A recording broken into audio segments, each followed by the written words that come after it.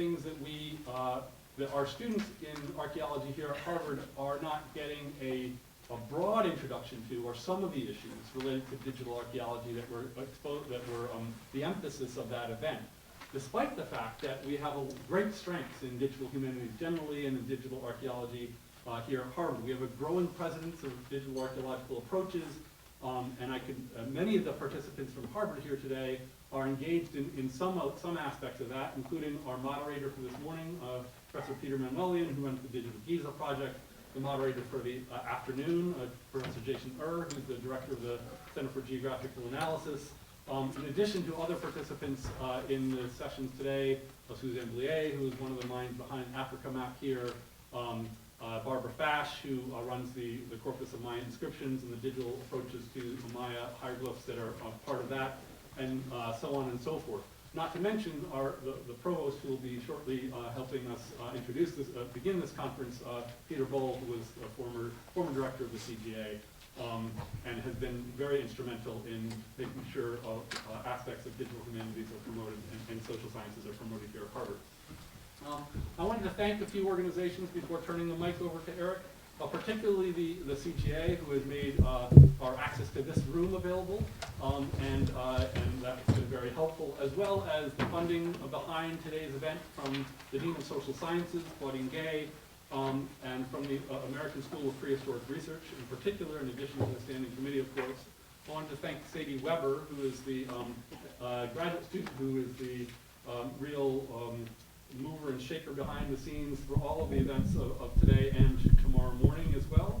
Jada Coe, who's doing the filming for us today, and of course Peter Boll, the Vice Provost for Advances in Learning, who will help us start off things in just a moment. Finally, of course, I wanted to thank Eric, who is our convener, in a sense, for the session that we have today, and will be presenting with Ann Austin tomorrow in a workshop that we have focused on some of the issues that are that will be talked about today. Eric was, as I mentioned, a PhD from Harvard in 2001, where he graduated from the Department of Anthropology with distinction, with a focus on Near Eastern archaeology. He then taught in the department here for a couple of years before moving to the West Coast, where he was the director of the Alexandria Archive Institute and then Open Context, which is what he currently runs, a data publication system for archaeology that provides a mechanism for curated archaeological data to be sustained in a digital repository. He's the recipient of over $3 million in grants from the NSF, the NEH, and many other institutions that may no longer be with us in the short term. And also has taught at Santa Clara University and University of California, Berkeley, including a period as the executive director of the School of Information at Cal Berkeley. He's on the board of the Shelby White and Leon Levy Program for Archaeological Publications, which is based here at Harvard, and has been recognized as a champion of change by President Obama in 2013. Eric's going to help with the rest of the kind of orientation to today's events now, and again, thank you very much for coming. Eric.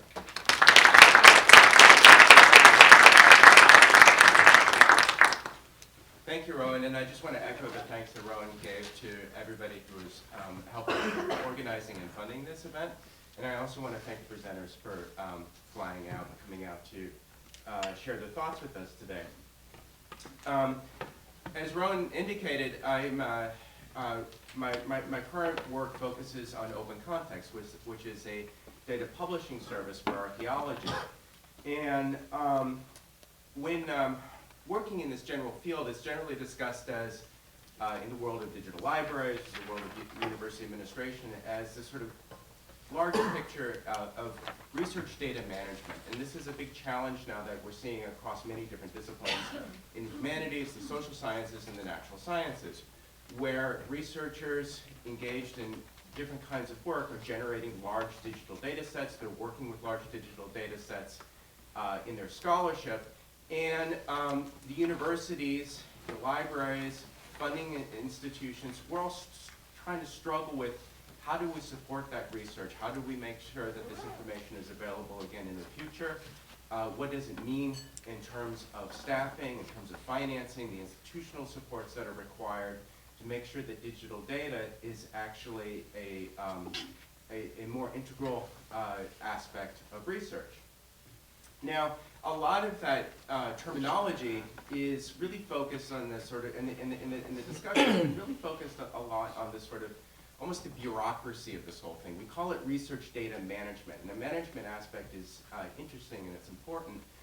But what I think we need to also turn toward is when we're working and we're thinking about these transformations in the context of a discipline like archaeology, what does this actually mean for the practice of archaeology? What does it mean in terms of how we think about what we do in terms of method, in terms of theory, about how we interpret the past, which is one of the primary, primary point of archaeology. So the goal of this discussion today is to turn a little bit away from the sort of the larger, more bureaucratic picture of what's happening with data, and also try to look at what it is in terms of the understanding of the past and how is data actually transforming our communication and our understanding of the archaeological past.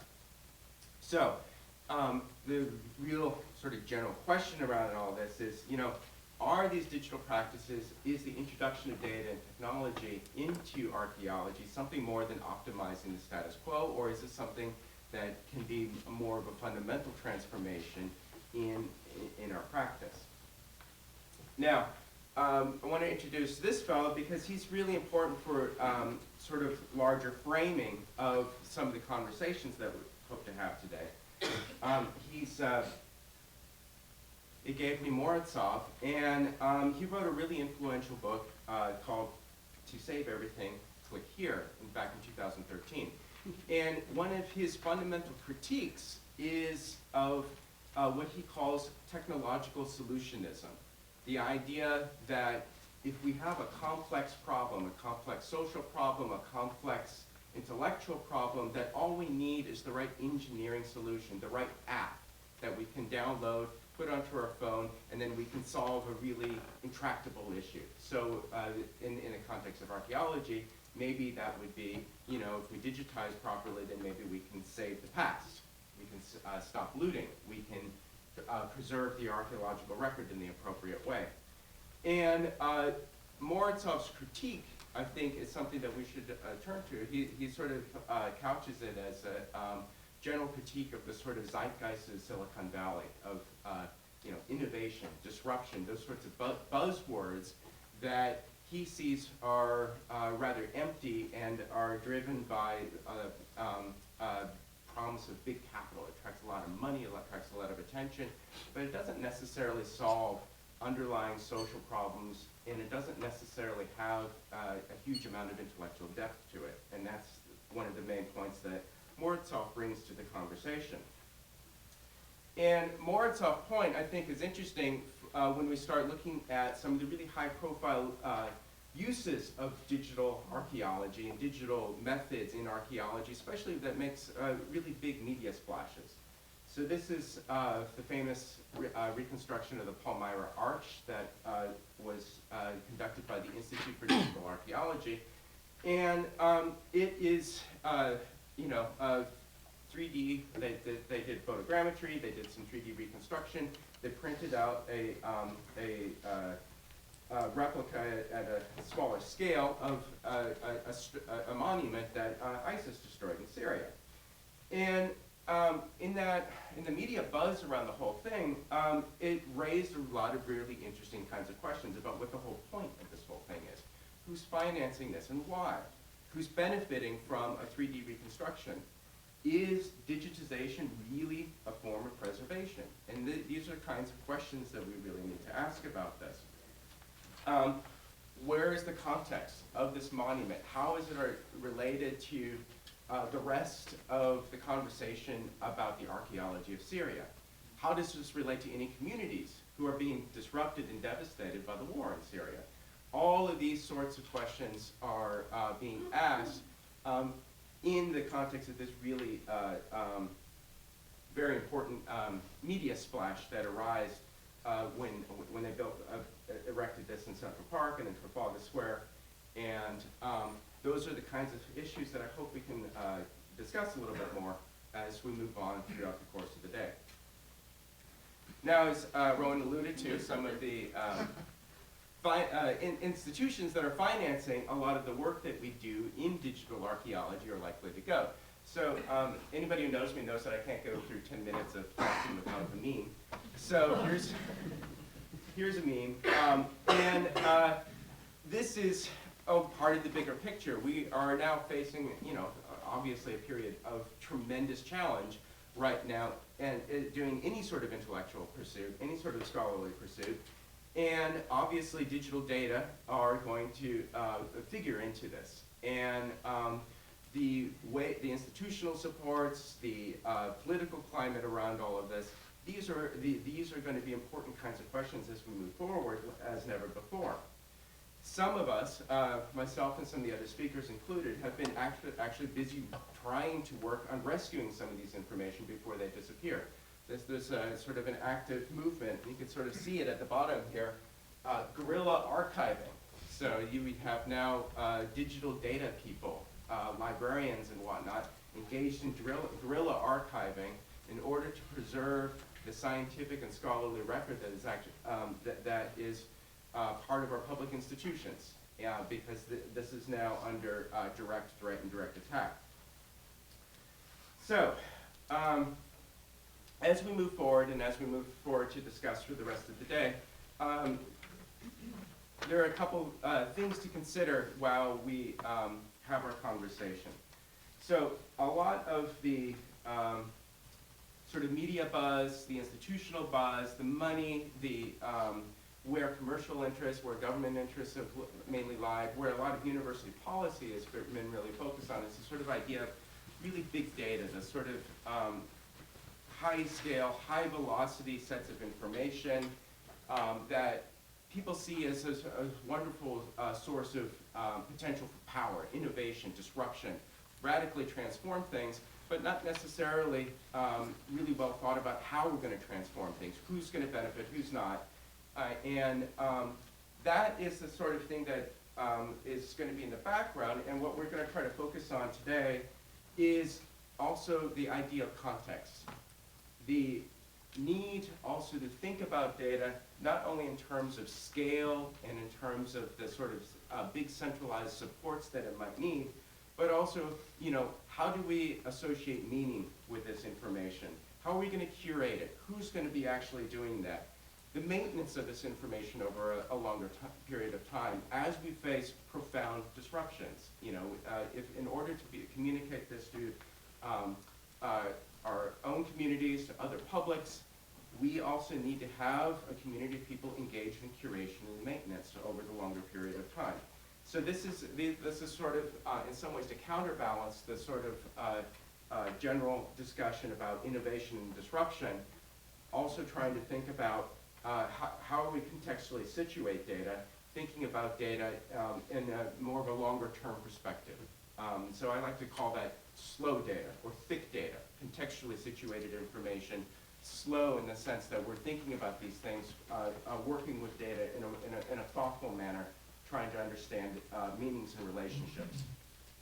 So, all the speakers today are going to be talking about different aspects of the kinds of questions that we're seeing here.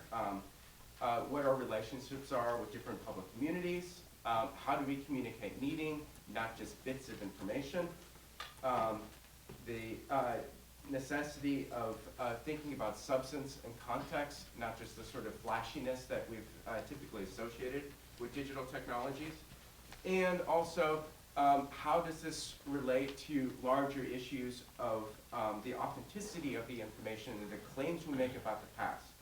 How does this data work as we try to establish authority, trust, and that gets into the conversation about reproducibility, where we make claims about the past and we use data. How do we authenticate that? How do we go back and look at those interpretations and be able to critique those in meaningful ways? So the first part of the morning is really going to be talking about how this is operationalized in the context of a lot of work, field work, or institutional settings where the research, where people are gathering lots of data. So we're just thinking about the sort of data creation aspects of it more towards the morning. And in the afternoon, we're going to be talking about the ways in which data are going to be communicated both into both among contemporary communities and into future communities. And last, Ben Marwick is going to be introducing, bringing in a closing discussion of reproducibility in this conversation. Now, finally, to end with Boromir here, who famously said, one does not simply go into Mordor and introduce a new technology and hope it actually improves the practice of archaeology. Something like that. So that's really the main point of the conversation, is that getting into the weeds, the thick of it, from a lot of leading practitioners who are working with data on a daily basis, trying to understand the contextual challenges, trying to understand the interpretive challenges of working with this sort of information. And hopefully from that conversation we can move forward in actually situating digital data in the practice of archaeology that's more meaningful, lends itself to more rich and robust interpretations, and hopefully helps to build more trust and credibility in how we actually try to understand the past. So, thank you so much.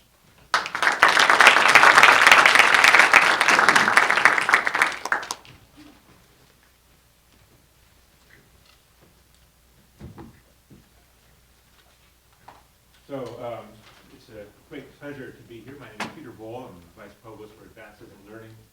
On behalf of Harvard, I'd like to welcome you all. The issue of Harvard is going to be announcing, I'm not sure I'm supposed to be mentioning this, but we will be announcing soon a Center for Data Science, which will be concerned with both research and teaching. And my hope is that it will be concerned also with general support for digital scholarship.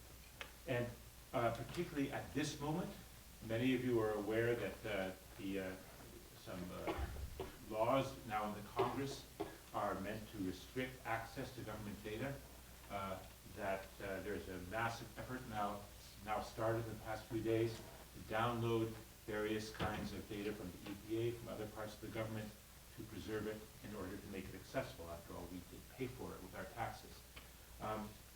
I think digital scholarship is a broad term beyond the digital humanities, but inclusive of it. And my hope is that the new center will be concerned with digital scholarship as well. One of the things that I think we should be concerned with also is within the field of archaeology is to follow the lead of departments of history, the American Historical Association, the Modern Language Association, to really start to talk seriously about standards for hiring and promoting faculty whose work is in digital scholarship. I think that just getting a field to sort of focus on what the issues are, why it matters, and spreading it out through professional associations and two departments is something that helps us all. Any discussion, and I think this has become this is quite apparent from Eric's opening remarks, that any discussion of digital scholarship of the digital is also a discussion of data. And what data is and what it means is a very large question. But there are very practical issues as well. In my own work in Chinese history, where we've done field work in the countryside, where you're away from, actually it does occur even in China, that you don't have access to cell phones and things like this. That how do we develop techniques for digital, for data capture in the field? Images, notes, coordinates, so that they can be uploaded, and it's actually a fairly involved thing. We did some work of that on that through the Center for Geographic Analysis a number of years ago at Harvard.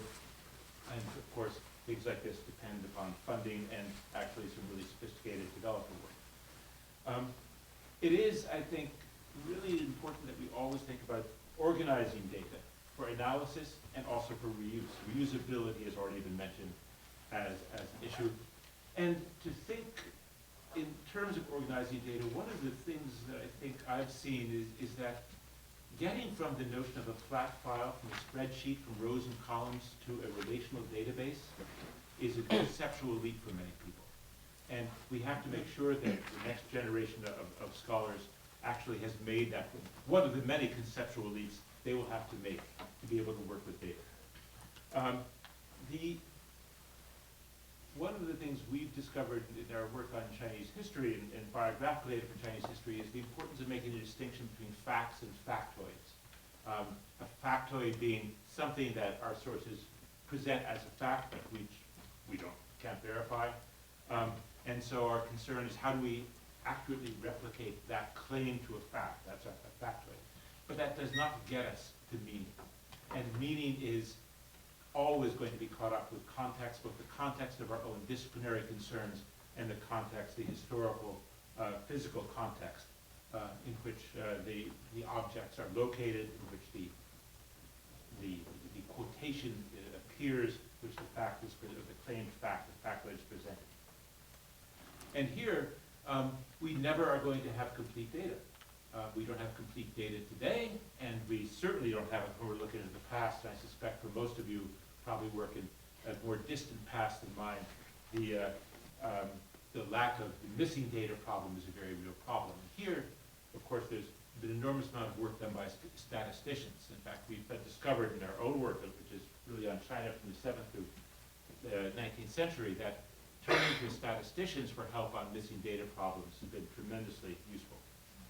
There's also, of course, these technologies like GIS, which I think archaeologists are probably all conversant with, and it's wonderful that Jason Uren has taken over, as an archaeologist, has taken over the directorship of the Center for Geographic Analysis at Harvard. The danger, of course, with the GIS is that it's wonderful to have such specificity going down to the 10th decimal place about coordinates. It also is a clear indicator of where you should go to steal stuff. And how the Chinese solved that problem by making sure all GIS readings are distorted. So that's not a problem for China. The social network analysis is something that works for objects as well. In fact, you can imagine a field of a site with lots of objects, and thinking about that in terms of network analysis actually turns out to be very useful. I'd also like to point to two other things that have been done here at Harvard that are, I think, very important to, the first for reusability, and that's the development of Dataverse. And Mercedes Croces is here, right over there. And you should, if you don't know about Dataverse, you should ask her about it, because it in fact provides a way of putting data in a place where it can be found again, where it can be versioned and so on. And the second thing is World Map, which I would point to as a way of sharing data, and both within closed groups and open groups, sharing spatial data. And Suzanne Blier, are you here? She will be here. Suzanne Blier in African and African American Studies has been African art has been really the driving force behind that, but also with the full support of the Center for Geographic Analysis and the National Endowment for the Humanities. May it live in peace. But may it live forever, really. One of the implications, I think, of what Eric was talking about with open context is the problem of cyber infrastructure. That, and I think in 2005, the ACLS issued a report called Our Cultural Commonwealth, which called for the development of cyber infrastructure, both for humanities and the social sciences, in imitation of the much better funded international cyber infrastructures for the sciences. But if we're going to avoid reduplication of efforts, particularly in a period where our access to funding is going to be limited, turning to cyber infrastructure, it seems to me, is thinking seriously about cyber infrastructure for fields is really, really important. But it's also true, particularly for those of us who work internationally, that a real cyber infrastructure has to be multilingual. Many of my colleagues in China, for example, simply do not read English, although supposedly they're supposed to have learned it. Well, we have to be able to, particularly in an online world, be able to move between multiple languages, including languages without Roman scripts. That is sort of the last general comment I want to make. And I was looking forward to being here this morning, but then I did something to my leg, and it turns out when you walk on crutches, it takes 3 times as long to get to the doctors as before. So I have to leave now and go across campus. But welcome again, and I look forward to hearing more from Rowan and others about the success of this conference.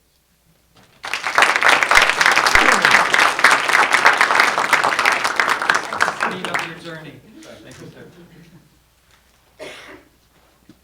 Welcome, everyone. My name is Peter Williams. We have an all-star cast this morning with wonderful talks and some great case studies. And afterwards, for our panel discussion, I'll ask our speakers to come back up and join us at the table here. So without further ado, let's get right to it. Our first speaker is Rachel Ovitz, if I'm pronouncing the name correctly, from the University of South Florida. And the topic is digital recording and creating an archaeological record for Gabi.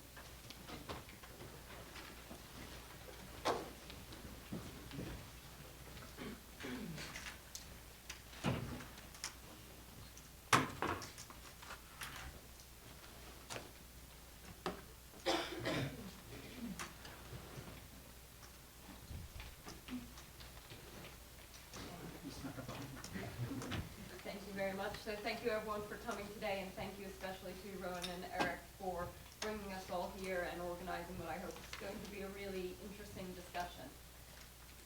So I'm going to speak to the question that was posed to us here about how our embrace of digital technologies is really transforming archaeological practice through the lens of my work with the Gabi project. And I'm going to try and draw the thread between what we do for data capture, interpretation, and public engagement at Gabi, because these things really are increasingly interlinked in our work.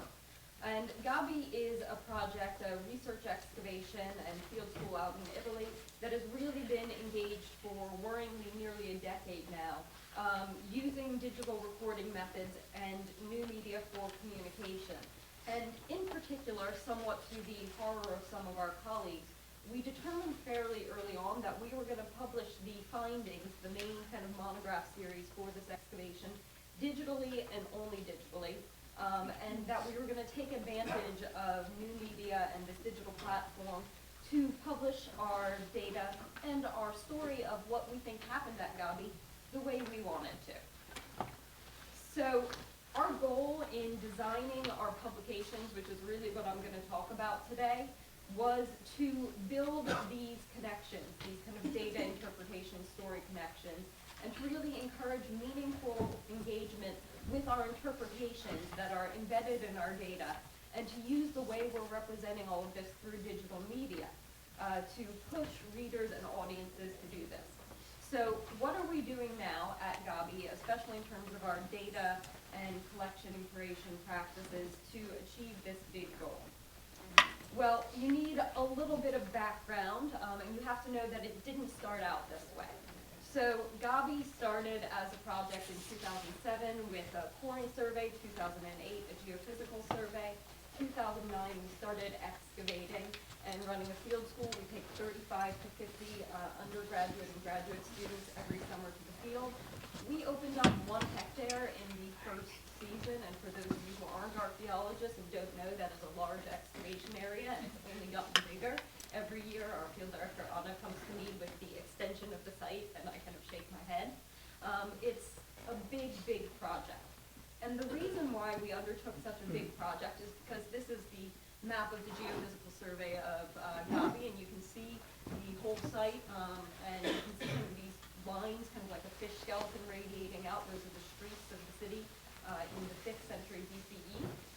And here's our excavation area, this kind of small chunk up here, although reasonably big chunk. The reason why we decided to dig such a big area is because we had big research questions. So Nick Terranato, University of Michigan, who's the leader of the project, wanted us to ask and answer big questions about how the urban fabric developed and changed over time and decayed at Gabi, which is 25 kilometers east of Rome. It's a rival of Rome. It's on a similar urban trajectory until things get different. And answering these big questions about urbanism for us required a larger data set. You can't just dig one house and answer big questions about urban change in the past. And we wanted to do this on a relatively short time frame. So we developed, at the beginning of the excavation, a data collection strategy to support faster excavation. So in a way, our original digital tech strategy, which involved doing 3D modeling of all of the important contexts, which we've since problematized, through structure for motion style photogrammetry, lots of total station survey, taking photos, digital photos of everything, doing lots of hand-drawn interpretive sketches, maintaining a digital database, and maintaining a GIS. All of this technology was to do that kind of bad thing we critique now, which is to do exactly what we were doing before, but faster, you know? And we made the argument that this increased speed was in and of itself a good thing, because this is what was gonna let us answer the big urbanism questions. And new media at this point wasn't even really on our radar. So we started to dig in 2009, and this is what we found, which does not look like a Roman city. So we were somewhat worried and perhaps just slightly disappointed to have come down on post-hole city and what should have been a Roman urban site. It was a confusing mess, but we were convinced that recording would save us. And so we painstakingly documented all of our crazy post holes and scrappy remains of houses and everything else, and this will be familiar to archaeologists who've worked on prehistoric sites. And so we took lots of photos and we dumped data directly into the GIS, and we provided pretty much near instant maps back to the excavators who would characterize them. And we started really making 3D recording a big part of our operation, starting really in 2009, and as we started to find more interesting stuff, we came on a necropolis that we also weren't expecting. 3D recording became really, really integral to our process in the field. And it did indeed let us record faster and cover larger areas. So we were kind of meeting that main initial goal. And in particular, the rapid production of maps and 3D models started to sneak into our on-site interpretation process. This wasn't an immediate thing. It wasn't like 2009, bang, everyone's on board with this. In 2009, I'm going to say the digital technology was a tolerated experiment on the site. People were kind of like, you kids have fun with your digital recording thing, but you know, we're digging here. And not all the staff really were encouraging it. By 2010, the gains in speed, people were going, okay, there might be something in this. By 2011, we're not just using the data, we're not just creating the data, we're using it. And the excavators are coming and saying, can I look at that 3D model, because I'm trying to figure out what's going on the site. And we started to have this conversation kind of in the trailers on site about the fact that we had all of this fantastic digital data. We had these 3D models, we had the GIS survey, we had the photos, we had the database, and maybe we should start to make this part of our publication strategy. We should start to make this part of how we were going to communicate and tell the story about the site. So this prompted two big decisions for us. The first was that we were going to have to get the whole team involved in using the digital archive on the site. That it couldn't just be a specialist thing, that it had to be an everyone thing. And the second was that if we were going to really use our data and get it into our publications, we were going to have to make a big investment, A, in kind of working on the technology and how we were going to do that, and B, in the wider archaeological community to kind of create ourselves a readership who would want to engage with the types of publications we wanted to create. So the first thing we did to do this was we had a bit of a social experiment within the team, which we wrote up and presented at the SAA in 2013, Society for American Archaeology Conference. And basically what I did is I had all of the field supervisors and assistant supervisors pick a stratigraphic sequence they were interested in, where we've done some 3D models, which we call photo models on the project, and to write down their interpretation of the sequence and how they understood it, using all of the data that was available except for the digital data, except for kind of the 3D models and the digital kind of interactive version of the GIS. And I then put together a digital model of the sequence with the GIS and 3D data and went through it with them, left them with the model for a while to play with, and I asked them then to write down any reinterpretations of the sequence that they have. And this is basic bread and butter data in archaeology. We really care about the stratigraphic sequence. This is what you have to get right, and all of your interpretations are built on. And so, as you can see with my note on the bottom, we were still kind of building social capital around using digital data and 3D models in particular on the site. And so I was offering free drinks and/or GIS help to people who are willing to engage in the experiment. And so Troy, who you saw shown on the last page, who was one of our young kind of assistant supervisors at the time, participated in this experiment, and he and indeed others, Marilyn, Marcello, members of the staff, went through this exercise, and this is the text that Troy wrote up for me, basically all saying that the model showed grounds for reinterpretation of the understanding of the stratigraphy and the stratigraphic sequence. And this was probably our light bulb moment as a broader team, that if this data is really affecting at the level of the stratigraphic sequence, the core archaeological data, how we understood the site, we had to get it into everyone's hands, into our practice, and it really did have to be in the publication.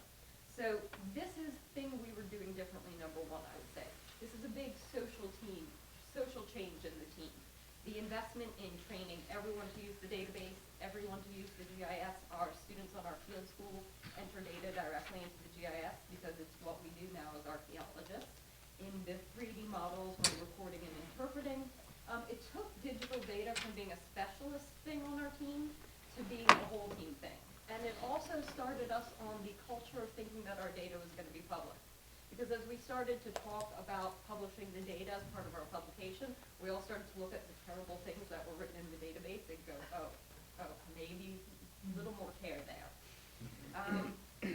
And the second big thing that happened is we applied for, and were fortunate enough to receive, support from the NEH for a project that we ended up referring to as Gabby Goes Digital. It was originally the 20th Century Data, 20th Century Publications, 3D Models and Building the Peer Reviewer Community project, which is a terrible long title. And core to this project and our application was the idea that we were going to develop publications that would accommodate our 3D models and our other data, so integrating data into publications directly.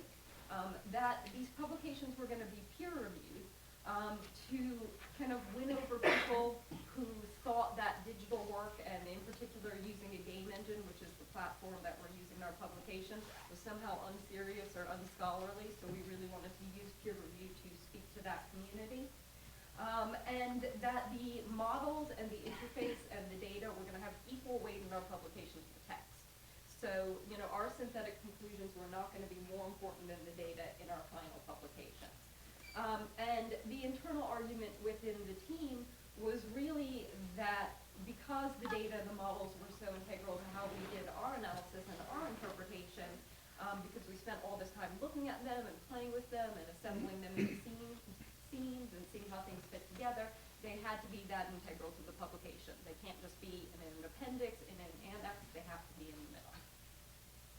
So that was thing we were doing differently, number two, including our data, in particular our 3D spatial data, in the publication. And we put this in our statement of innovation for our NEH grant. Now, the other thing I want to highlight here was building a peer reviewer community, which was a big part of the Gabby Goes Digital project, that would peer review our data. And this is an idea that I think is not uncommon now in the social sciences, that you would have people peer review data and develop standards for fertility models. We have the London Charter. So this is now kind of a known thing. But at the time, we were saying this is really important. This is how we're going to get people to intellectually engage with our data and our models and not just think they're shiny, spinny models that are kind of flashy, which is one of the major critiques of 3D and archaeology. So having collected our data this way, you know, we're deciding we're going to use it in our publication, and we start to prototype. And we start kind of putting the model framework up and thinking about how it can be interactive and putting it side by side with text. And we start to discover that in new media, design is important. I know this is not shocking for anyone who works in new media, but we were surprised to discover that we really had to think about the design of the interface between our text, our data, and our models in order to communicate what we wanted to communicate. And so we really started to think about interface as a form of mediation. Because you can't just give people your data on the one hand and your synthetic narrative of your interpretations on the other hand and kind of say, have at it, you know, have fun guys putting this together.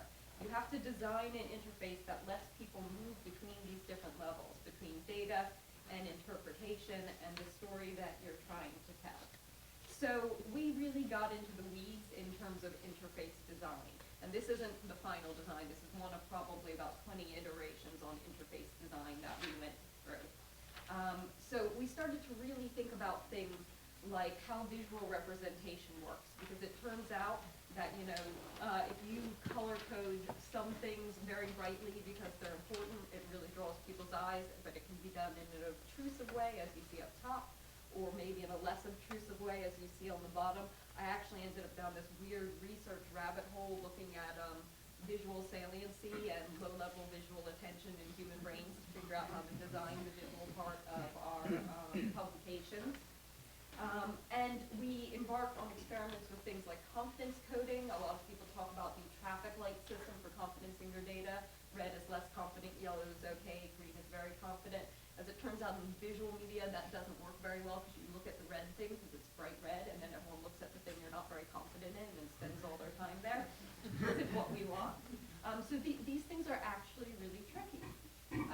And so we worked our way forward, trying things like, okay, we want really minimalist looking, kind of gray boxy reconstructions because our data for the particular house we were working on publishing is frankly pretty scarce.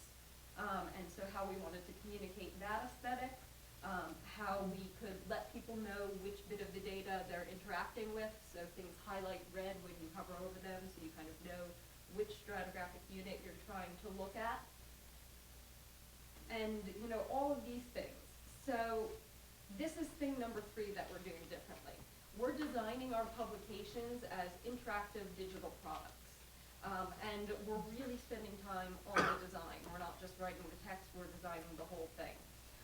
And this means we've had to do a couple of different things. We've had to start to develop vocabularies of symbols and styles to help communicate indicators based on our data. I'm going to talk a little bit more about this in a minute. We've really had to focus on linking between text and models and data, and directly between text and data. So how do we link the story to the data? And importantly, linking across text written for different audiences, which I'll also talk about a little bit more later on. So linking between data and indicators. What are indicators? For us, they are cooked data, because as Geoffrey Bacher famously said, raw data is both an oxymoron and a bad idea. To the contrary, data should be cooked with care. Indicators are our kind of synthesis of the really, really raw data to let you know on a data level what we think is going on. And so we developed these fantastic symbols. If you see a small chicken attached to the data for a particular stratigraphic unit, there are faunal remains. If you see coins, there are monetary remains. If you see a leaf, there are archaeobotanical remains. So this is fairly basic. And then we have the fantastic stick figures, because I really like stick figures, and I was involved in the design process. And these represent different activities. So the guy next to the water drop is water management. The guy next to kind of the round pile is kind of dumping and disuse. The guy next to the house is inhabitation. So we're coming up with graphical ways to summarize what we think is going on. And we also said, our data is really detailed, and not everyone wants to get into the nitty-gritty or can absorb the nitty-gritty of all the data. So we're going to make little summary boxes, that kind of go between the 3D models and the text and the database level. So we really thought about what information needs to go kind of at that mid-level, at that indicator level. So short description, you see the activities and categories appearing. This particular SU doesn't have any categories. And photos, and then you can link out to the database, which has then the terribly, terribly detailed version of things that most people don't want to look at. And all this is being pulled from the Gavi Project's recent publication, Mid-Republican House from Gavi, which is our first of a worryingly large number of monographs. And so that's the dive kind of from the 3D interface. You essentially interact with it, you click on things, it gives you access to the mid-level screen with a summary, and that then gives you access with the Go to Arc button out to the database. So this is one way that we're really kind of integrating the data into our story, into our publication, into our synthesis. Now, heading up the other way from the 3D models, which are really kind of central to what we're doing and how we're linking all of this together, is linking up into the text. And we've structured the text in our publication at 3 levels, which we refer to as story, more, and details. The story level is quite literally the story of what happens in the house. It's written for a general public audience. And this is something else that we started to do differently at Gavi, I would say. We decided that we were going to fold the version of the story of the site, our archaeological interpretation and narrative, that's geared for the general public, into the same product as we're giving to the academic community. So we're kind of collapsing what has probably been a traditional divide between what you write for a broader public and what you write for academics. So that story is our top level. More is written at the level of a synthetic article, so what you would expect in a traditional kind of journal publication summarizing the site. And details is what you would expect more in a excavation monograph. And this is really different, we think, than the way most large excavations have been publishing. So the overall hierarchy is story level text, more level text, details level text, linking into the 3D models, which are kind of our physical encapsulation of the site, and then drilling down into our indicators and our data, all in one big digital package, which is only possible by using new media. And this made some of our colleagues a little bit nervous. In particular, I'll say the folding in of the public level, the high level story of what happened at Gavi into what should be academic discourse. And I've just put up the very beginning of the story text for the Area B house. And it describes the shape of the town and the topography, and then it says, once upon a time in this town there was a house. And it's really that level that it's written at. And I think this is one of the things that new media is pushing us to do, or we're pushing ourselves to do with it, is to draw the line between that level of things and the data level of things, and to allow people to, through hyperlinks, kind of work their way down through these different levels or work their way back up. So really building these connections. And in the end, there was a lot of nervousness about kind of this approach in the beginning, but in the end, we found it to be really valuable in making our data accessible. We all spend a lot of time talking about data accessibility, but the truth is, I think, that the general public, if we talk about our wider audience, our data, if we just show them our data, isn't accessible to them because they can't see the connection between the data and the story. And for us, this is our attempt to draw those connections by putting it all in one package, by putting it all in one box and saying you really can get all the way from here to here. And so this is part of what we're doing to try and make our data and our interface valuable, right? Because things that are valuable, kind of moving into this idea of preservation, survive better, I think. And so for us, what do we do to make our data valuable? We're trying to really embed it in our story of what we think happened at the site. We're trying to make it reusable and persistent, so because we're publishing the data, and the data part of the publication is open access, so anyone can go and grab it. We're hoping that other people will disagree with us, will go and look at our data and look at how we've linked it to the story and go, maybe not. Your whole interpretation of the southern part of the Area B house, I'm not so sure about that, and come up with their own story using the data. Because people using data to make new ideas or new knowledge or tell new stories is what makes the data valuable. But we also really want to emphasize making new media digital interfaces valuable. What is it that makes that valuable? Because it really is a big part of our practice now. And I think the answer for us is that it's encouraging more engagement with data and the interpretive process, because the whole design of the interface is designed to make you the reader and made us the writers really get involved in how we're articulating our interpretation and how we're engaging with the data. And it's also allowing for more flexibility and connectivity. We've really been able to do different things with our storytelling and our communication by getting involved in interface design. So where does this leave us now as we head into books 2 through 7? We are doing other things differently. So set of things we're doing differently. Number 4, we're having to really renegotiate our roles and our relationships with many people, many of the stakeholders in the academic and the general public community. So with publishers, with archives, with readers, and with peers in particular. And I want to leave you with what I'm kind of seeing as the new way these roles interact. So, we're bringing these digital products to publication, and so we're working with an academic publisher. We've been doing this with University of Michigan Press, who have had an interesting merger with the University of Michigan Libraries, which has really supported a lot of this. And the publisher is really helping us with discoverability and credibility, but they've had to be much more engaged in the whole process of publication than normal for a book, as our developers and our tech people kind of talk with their developers and their tech people. It was much more of a dialogue than a normal process. And they had to get involved and commit really early to developing the infrastructure to let us do this. We, as the authors, really had to play back on that and be active creators and engage in this whole interface design process. The libraries and the archives had to engage and promise to support us in our book contract, that they're going to sustain the digital content. There's a lot of concern about that, so this is now the responsibility of the University of Michigan libraries and their archives to make sure that our publication stays live, and that's closely tied up with the publisher commitment. So there's now kind of a new set of roles there.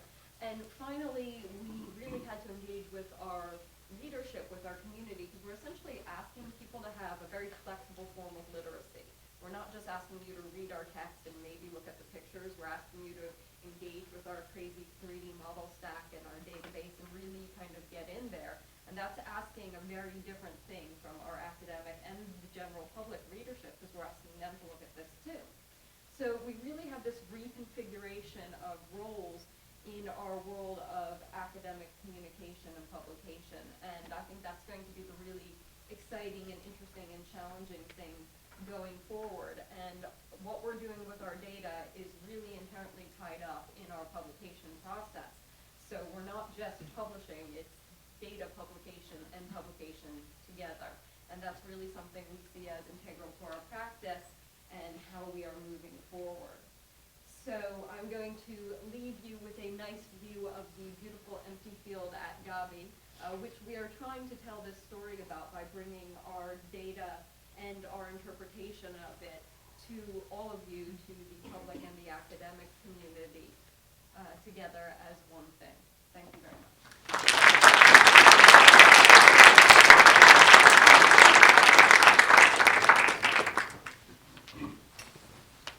So much. I think we're fairly on schedule, and I will try to keep us there. So hold your questions. There's a lot of wonderful material in there that I'm sure we want to discuss.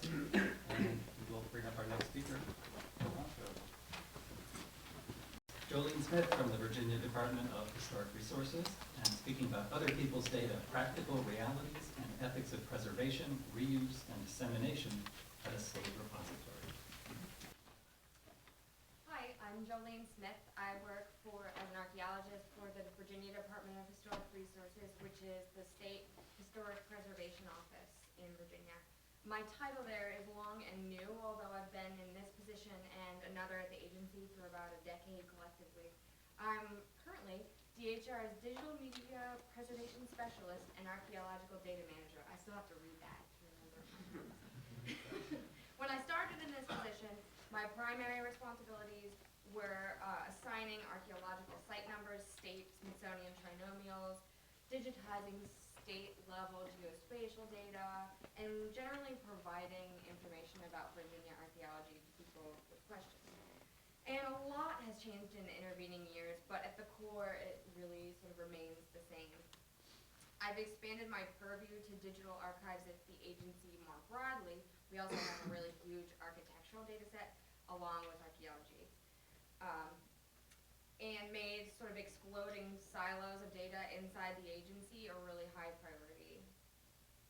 My position is within DHR's archives, which is staffed by 3 full-time employees, including myself, as well as between 1 and 3 non-permanent part-time colleagues at any given time. Our archives are sort of an organic being. Physical file organization and storage, numbering systems, and then, respectively, digital organization and maintenance have developed very internally over 50 years to meet very specific agency research needs and information needs. So in short, I, my colleagues, and my predecessors did things in a way that worked at the time from the perspective of our agency, but not necessarily from the perspective of a capital L library or a capital A archive. So I'm assuming several voices in this presentation. I'm not speaking for my employers, but I am describing what we do and my own priorities moving forward. And I'm also speaking as an archaeologist in the world and a concerned citizen. Hopefully this will become clear enough. So I came on board after the agency was sort of well on its way into somewhat of a digital transition.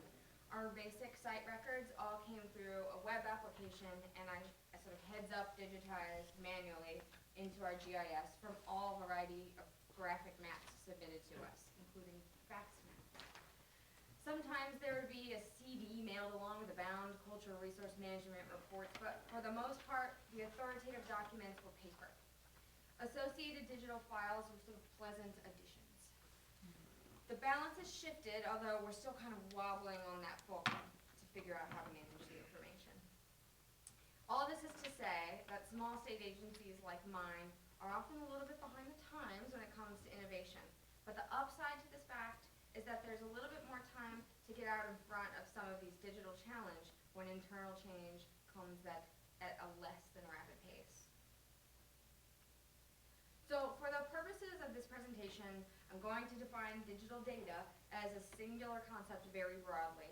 It's the state site level inventory, it's the accompanying media, photos, artifact inventories, feature or even artifact level geospatial data, 3D scans, remote sensing data sets, digital versions of gray literature that synthesizes all the rest, and on and on.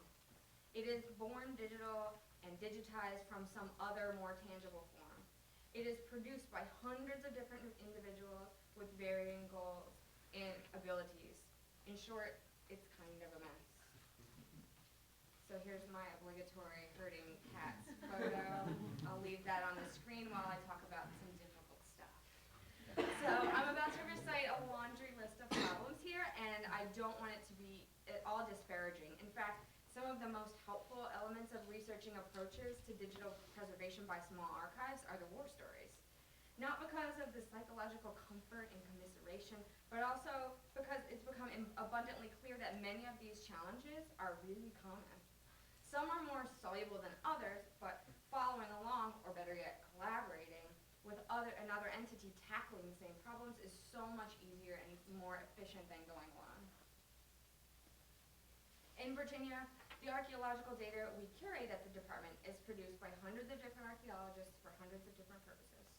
The vast majority of information in our collection is related to cultural resources management archaeology in support of environmental or preservation legislation produced through the private sector. We maintain data for over 43,000 sites, and each year we receive between 300 and 400 archaeological surveys and accompanying data at various scales. It's all very different. Our 2013 guidelines for survey and documentation are sort of a balancing act. While in a perfect world, we could mandate very strict standards for archaeological data surveys reviewed by our agency, it's frankly not politically viable to make changes that are perceived as placing undue financial or regulatory burden on the private sector. So as I watch funding stripped from humanities programs and regulatory policies gutted at the federal level, these issues are more sensitive than ever. So it's very delicate to bring up any rapid change. As mentioned previously, digital files are currently organized in a way that inherits structure from physical records and storage needs of the past. Metadata are stored in folder and file names on the network. All of this is backed up to state IT standards, but not necessarily to accepted digital archives preservation standards. Databases, so this is the levels of digital preservation, very basic digital standards that we're hoping to begin to implement. Database relationships between parent and child site records For example, individual archaeological sites within maybe a larger district don't really exist in database forms because of choices made over 20 years ago when the agency adopted its first relational database of historic properties. Consulting archaeologists around the state send accompanying data on optical media, but there are really no standards aside from a PDF report requirement. We do a lot of work to try to keep things in order, but it's still fairly Wild West. From a technological resources perspective, we face a lot of challenges, as I'm sure is common. We're a very tiny, independent state agency with an equally modest budget and a fairly conservative climate. Due to various contracting requirements, we're limited to an incredibly small amount of network storage space for both archival and agency working data. We have one dedicated and heroic IT person who may not always be amused with my schemes that all seem to require waivers and special permissions and special downloads. About a year ago, I came across a slide deck from a Dublin Core workshop entitled Implementing Linked Data in Low Resource Conditions that was clearly designed for work in developing nations. But the shoe fits our scenario quite well, and I have a feeling we're not alone. Having this kind of descriptor actually really allowed me to reframe my thinking about our institutional challenges and has given me the freedom to be really comfortable starting small. I wear the low resource conditions badge with pride. So all of the issues break out like this. Irregular or non-standard data submitted by outside archaeologists, pressures against requiring additional labor, very small budget, and limited personnel resources. All right. Pretty steep hill. And it's getting steeper with rapidly crumbling political environment. There are some kittens. So how do I make progress here? There's more kittens coming. I'm starting with education, connections, and politics. I'm educating myself in the ways of more formally trained digital archivists, taking great advantage of open course models. I'm working to train my less technically inclined colleagues about concepts like fixity and data interoperability that are really key toward data preservation as we move toward the digital being our primary authoritative data source. As I work to revise our guidelines to hopefully radically improve data submitted to our agency, I'm also planning to develop entry-level training, and I really was excited about seeing the agenda for the workshop tomorrow because some of those concepts are exactly what I'm going for. From very informal surveys of my Virginia colleagues and reading their reports all day long, many of them don't really understand electronic data.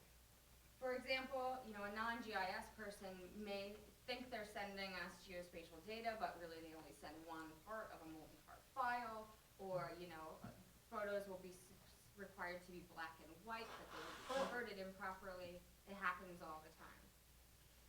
So developing maybe videos, easily consumable, workshops, webinars, things like that, to really break down what we're doing and why we're doing it will hopefully get some buy-in.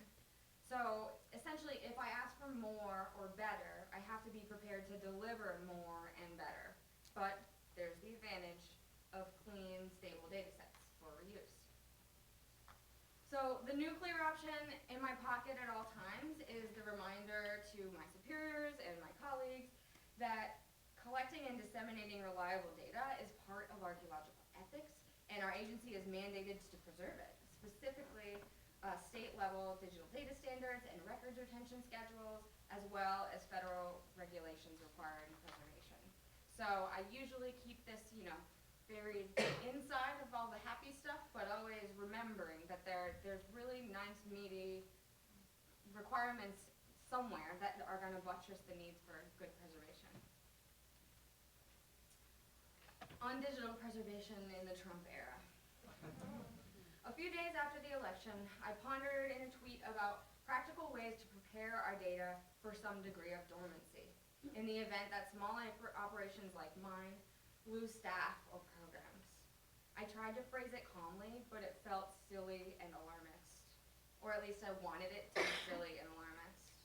But the situation is becoming more serious by the day.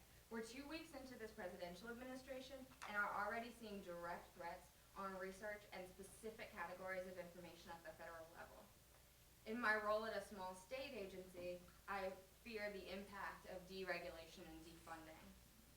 Dare I say, fortunately, being at the state level affords a little bit of time to prepare. As a discipline, we need to be ready for a rapid response. We need a toolkit of easy strategies that other organizations can use to get their information into a stable state and distribute its curation. We need to design our system so that others can access or rescue the data if we are unable to or prohibited from doing ourselves. We need a network of diverse organizations and individuals who can step in to provide technical assistance at very short notice.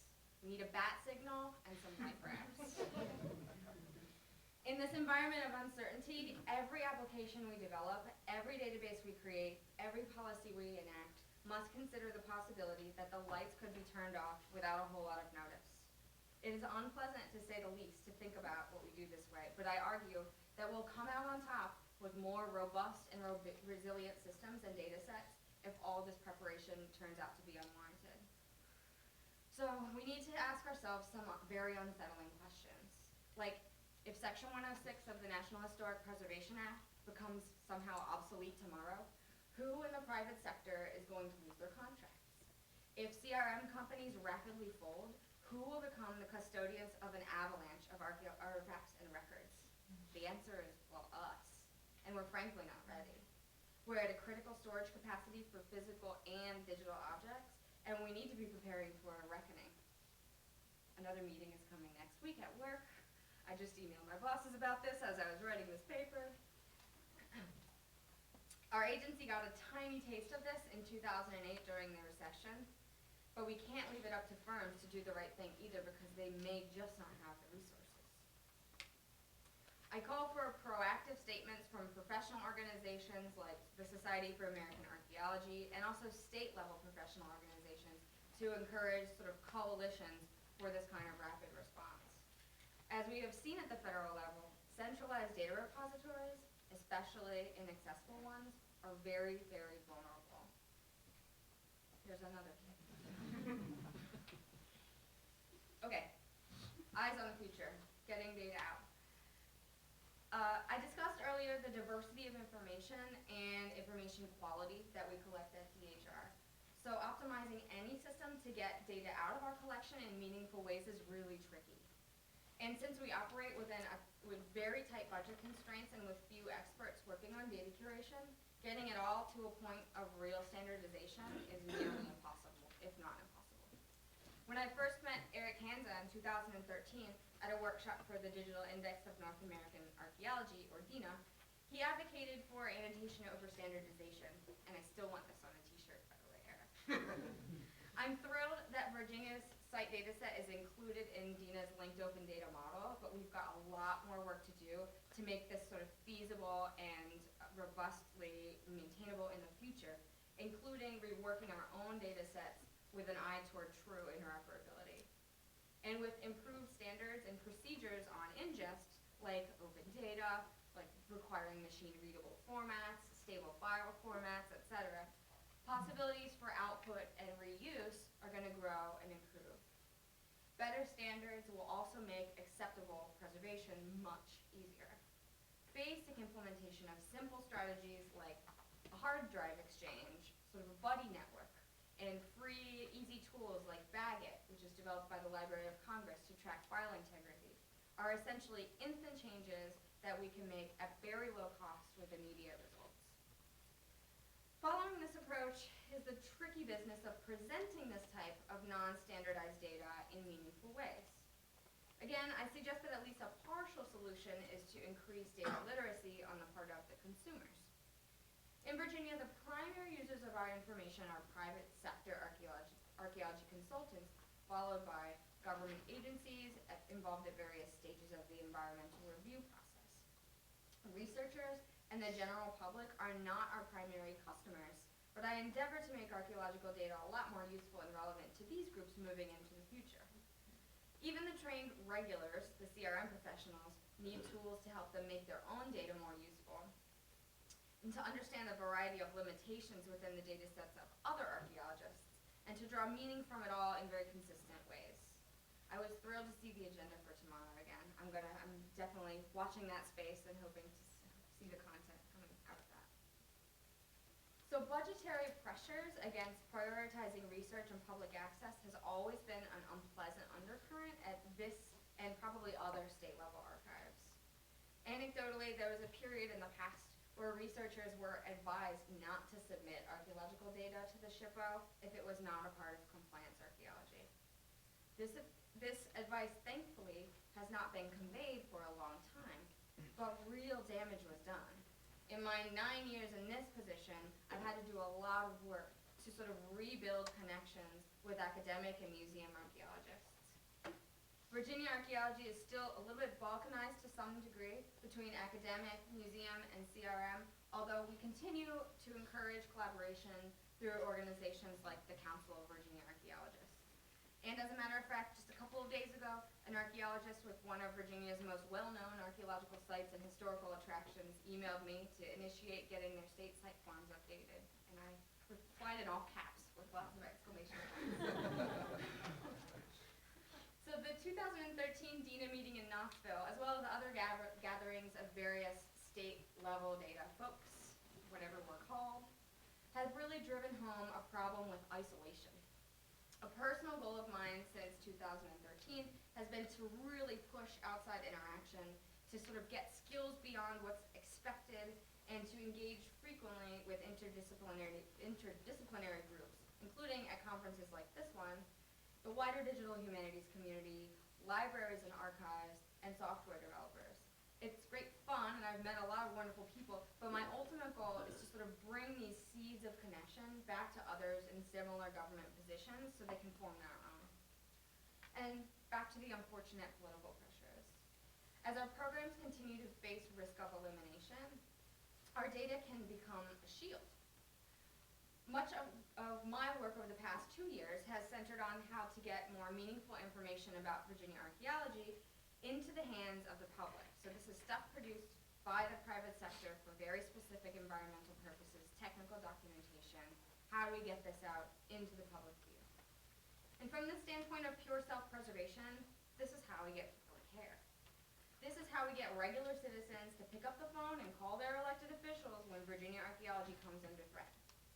In 2015 and 2016, I was privileged to be a participant in the Institute on Digital Archaeology Method and Practice at Michigan State University, where I developed a proof of concept public digital repository with the aim of making gray literature and all the accompanying data sets and images, files, etc., available to the public to explore on their own terms without a lot of technical expertise. It's still just a pilot, but it has been very well received, and hopefully with some perseverance on my part, it will continue to evolve into something bigger. Alas, opening up our full corpus of archaeological data for the world to freely see and use is also not an easy ethical option. Recently I read a piece by author William Gibson in the New York Times entitled "The Future of Privacy." His essay explored the contemporary implications of large-scale digital data collection and the values and ethics of individual privacy. But as I read, I thought about material dirty laundry, embodied trauma, objects that represent events people might not want to be forced to remember. And I remembered an excavation that I was a part of an early 20th century urban domestic site in Baltimore. There was an old privy filled with an incredible amount of liquor bottles, apparently concealed. We joked, but now we also find ourselves feeling very sensitive about commercial use of our own Google search data about our own secrets. What's the statute of limitations on ethical airing of dirty laundry? I don't have an answer to that, by the way. Indigenous rights and values, as well as those of the descendants of enslaved peoples and other communities, also need to be front and center in these discussions about open archaeological data in Virginia. North American archaeology has undeniably exploitative colonial roots. We, as primarily white middle-class archaeologists, cannot thoughtlessly assume that disclosure is appropriate, in the name of science. Information extraction from indigenous communities can easily contribute to ongoing structural violence. This is not an easy problem to solve with a technical tool or a prescribed approach. A start lies primarily in meaningful consultation and collaboration with supplementary practical technical solutions to, I'm thinking of, enabling content flagging by users to then initiate a conversation and provide for maybe differential access. I also seek to provide accessible, raw, but easily usable data to communities, however they choose to define themselves, so they may tell their own stories on their own terms. I realize neither content flagging nor data remixing are perfect solutions, but they seem to be steps in a more equitable direction. So, some takeaways. If I were to give advice to another similar small organization who asked, it would be these 4 points. Be flexible. Be prepared to adjust quickly to really challenging parameters and lots of various interests. Be uncomplicated. Not necessarily in the data itself, because it's the opposite, but in the systems that store the data, because you never know, how long it's going to last and who's going to be at the helm. Be visible. Nobody is going to fight for something that they don't know exists. And be connected, to form interdisciplinary partnerships and listen to the people that you serve. And that's all.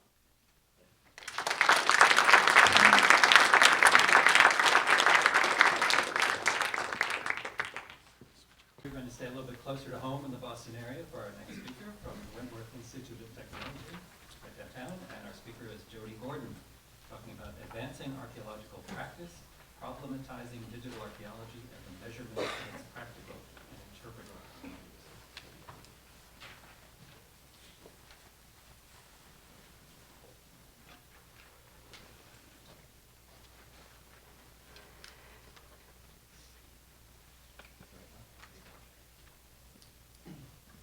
Well, I'd like to just begin by thanking Eric for inviting me to this session today, as well as Ron for organizing it, and thank you for introducing.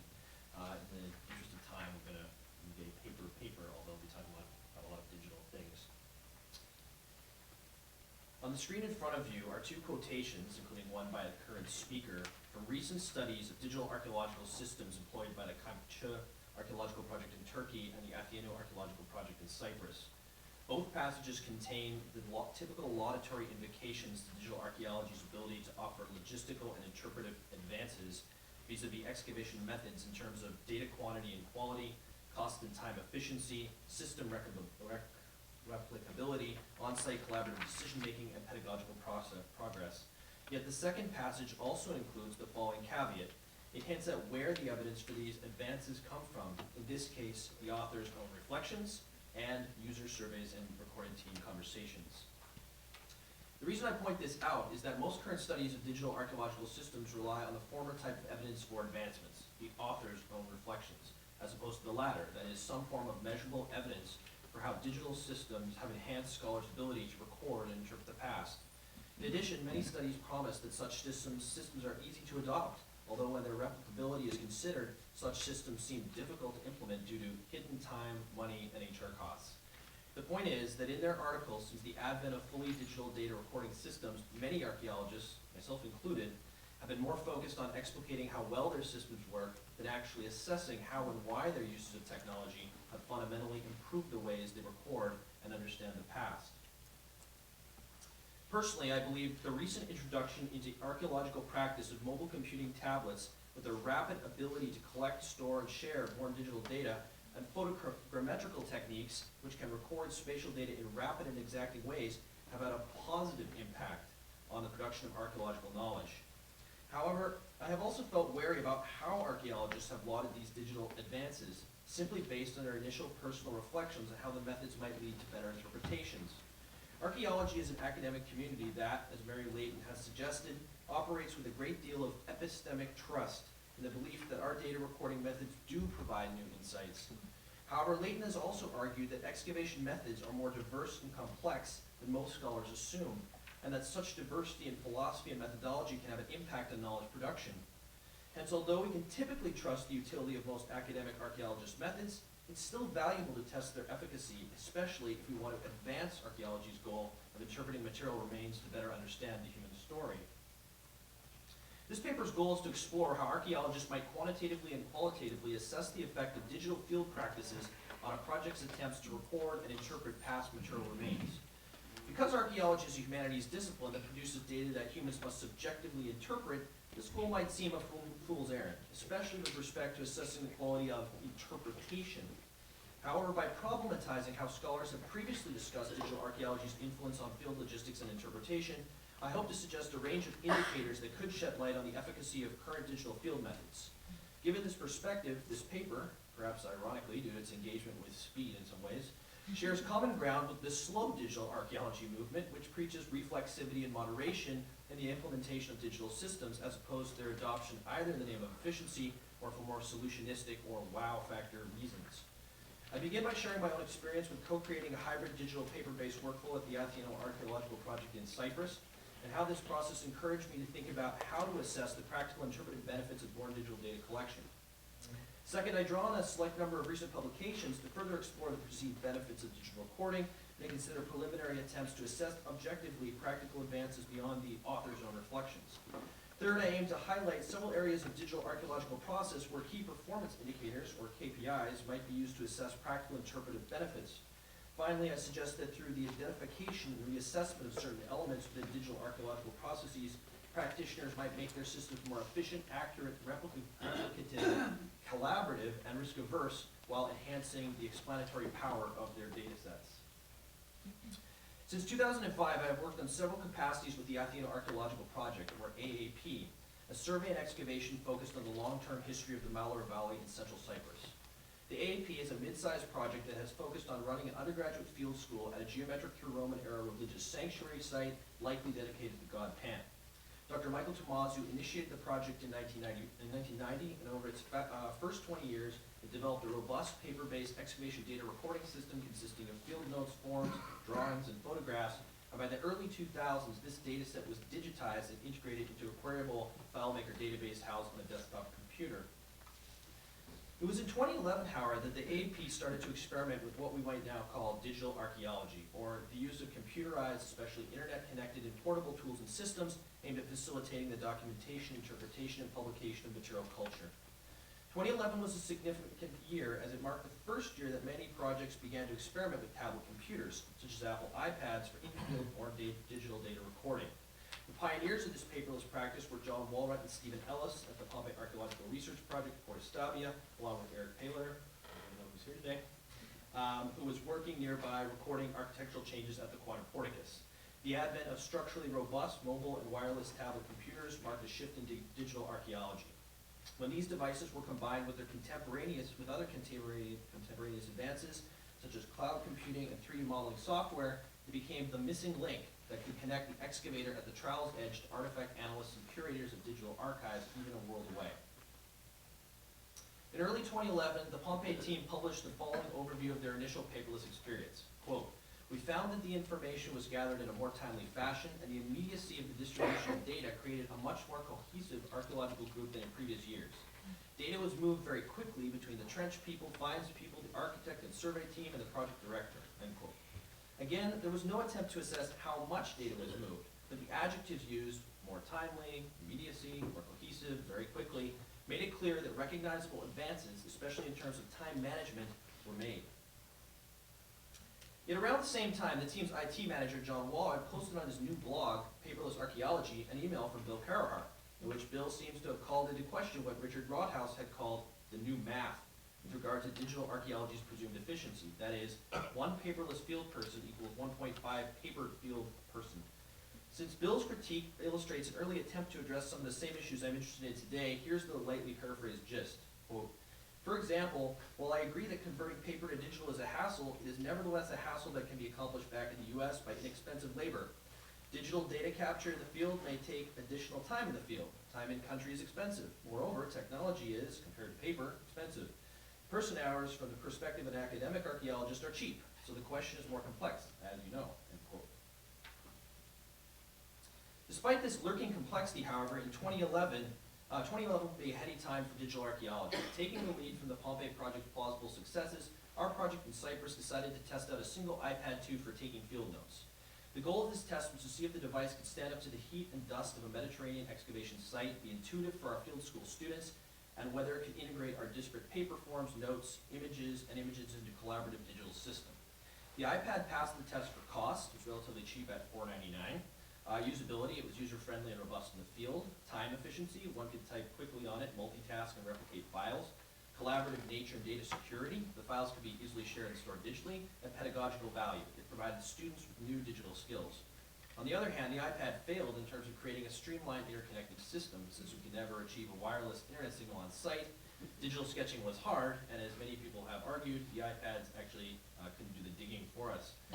Nevertheless, feeling that the positives outweigh the negatives, we decided to buy 3 iPad 3rd gens in 2012, and over the next 3 years, we developed a hybrid digital paper-based system that admittedly does not recognize digital archaeology's full potential, but does leverage a range of digital tools within our data collection processes that have arguably enhanced our excavation goals of collecting more data about Malura and teaching students the rudiments of excavation. Our daily notes, which used to be written on paper and then laboriously retyped into MS Word docs, are now born digital on an iPad and a Pages app, and are enhanced by the addition of rapidly produced annotated imagery and top plans using iDraw.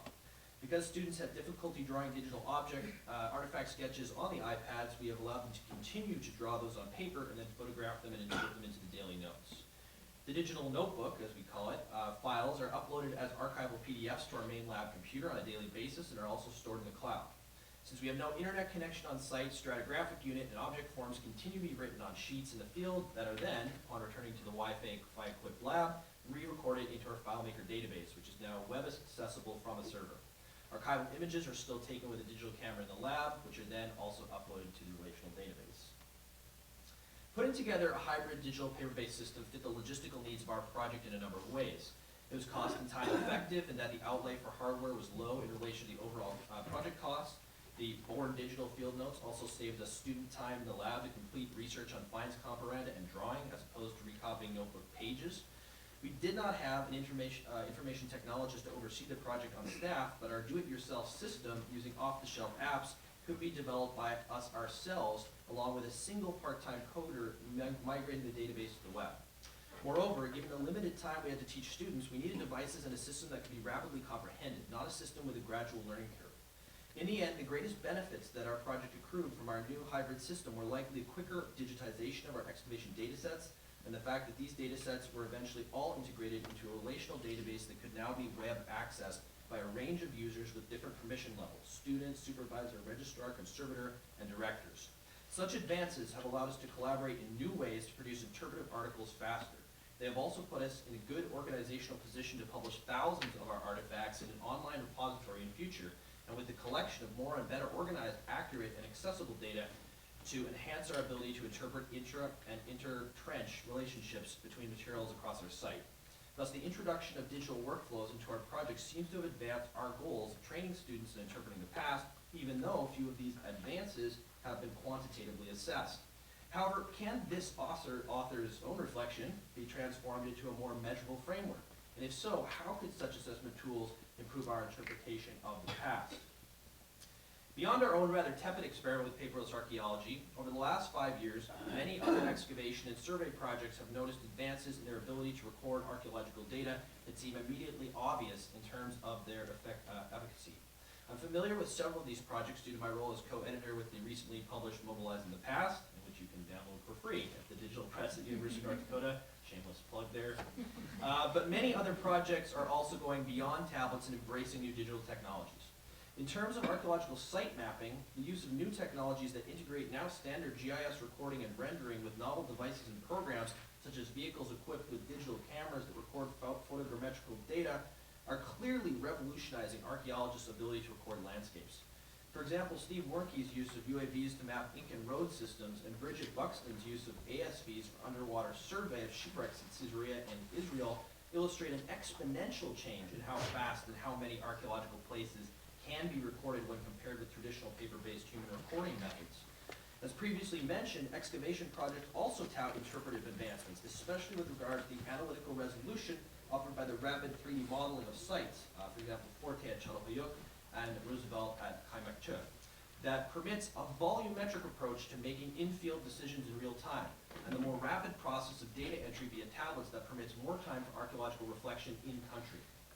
Such time and money-saving developments have been especially welcome in the CRM industry, where companies like PaleoWest have developed a completely paperless process using tablets that have helped them stick to project deadlines. The flip side of this accelerated reporting has been the push to do slow archaeology in a way that makes archaeologists reconnect with the engaged and haptic experience of doing archaeology. Again, an iPad or a digital camera can't actually dig or contemplate soil in the ways that support what Adam Rabinowitz has called the informed imagination of archaeological interpretation. That still needs to be done by us humans. So, although some digital archaeological advances seem relatively obvious, other harder to detect factors, such as how much time is saved on site, or how a 3D model or a feature enhances archaeological interpretations of its use, are open to debate. Nevertheless, a few archaeologists have tried to engage with the new math and to quantify how much the use of digital tools have enhanced their work. Those people are here, so that's great. A first attempt to think about advancement assessment was put forth by Eric Paler and Stephen Ellis, who in their research on the building phases of the Pompeii Quadriporticus compared the number of stratigraphic units recorded on paper in 2010 to the number digitally recorded in 2011 on an iPad to show that their team's ability to record data significantly increased productivity. In fact, 371% more work was done by 35% less people year to year. In addition, Paler and Ellis also enhanced their arguments by suggesting that other tasks could be done with the time saved by faster and more accurate data entry. In their case, with the time that was saved by digitizing data recording, the Quadriporticus team could undertake an ancillary analysis of column features. One of the most useful studies that assessed the practical and interpretive value of digital data recording methods was published by Ann Austin in 2014. We're lucky to have here, as I said, so hopefully she can correct my errors in her work. Austin carried out a comparison between the Osteo survey app used on an Android mobile device and the use of traditional paper forms to see if bioarchaeological data about human remains, such as bone metrics, sex, and taphonomic issues, could be recorded quicker and more accurately. For her sample, she used 64 data sets for craniometrics and measured amount of time for entry, number of data field errors, and inter-observer variability on metrics, taking into account that all 8 participants had similar osteological training and utilized the same tool sets on the same data. The Osteo survey app was designed using open source software to regulate data entry by streamlining it into one field at a time and by limiting the values that could be or needed to be selected using skip logic, which automatically eliminates unneeded data categories. In the end, by using tablet computers in the place of paper, 6 minutes were saved per catalog entry. There was less variation in the maximum and minimum time to complete a form, and there was less blank or indeterminate fields. Moreover, all of these observations were proven to be statistically relevant. Hence, by using mobile devices, both data quantity and quality has convincingly strengthened to the tune of 21 to 32% here, in this case, versus paper forms. And this result does not factor in the added born digital bonuses of rapid form sharing and replicability, of not having to retranscribe the data, and the ability to integrate multimedia into records along with locational coordinates. Austin's study gives us a sense of some of the ways we can move forward in assessing the true impact of digital reporting and archaeological workflows, but where can we go from here?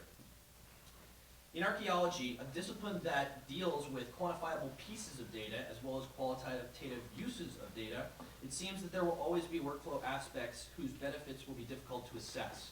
For example, we can compare the amount of money spent on tech one year to another, or the amount of time it took to record the metrics of a specific artifact. However, it's harder to gauge whether the data collected by digital methods really use better archaeological interpretations.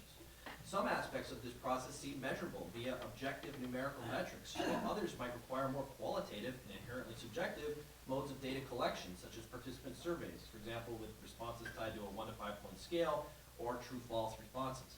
In Cyprus, we actually created participant surveys that we gave to trench supervisors who used iPads, but the answers were free-form and so difficult to measure. Nevertheless, they gave us a sense in a qualitative way of what was working, that is, things like faster typing, and what was not, too much sun glare on the iPads, in the real world. One way forward might be through the identification of key performance indicators, or KPIs, that could organize archaeologists' thinking about how to measure the influence of specific digital workflow elements on data quantity, quality, the cost effectiveness of its collection, and the interpretive benefits of processes. Attempting to apply KPIs to humanities work is only in its infancy, but with the growing attempt to govern academic funding structures according to business principles, more and more projects may be forced to quantify how their research develops year to year. In the business world, the mantra, you can only improve what you can measure, seems to be commonplace.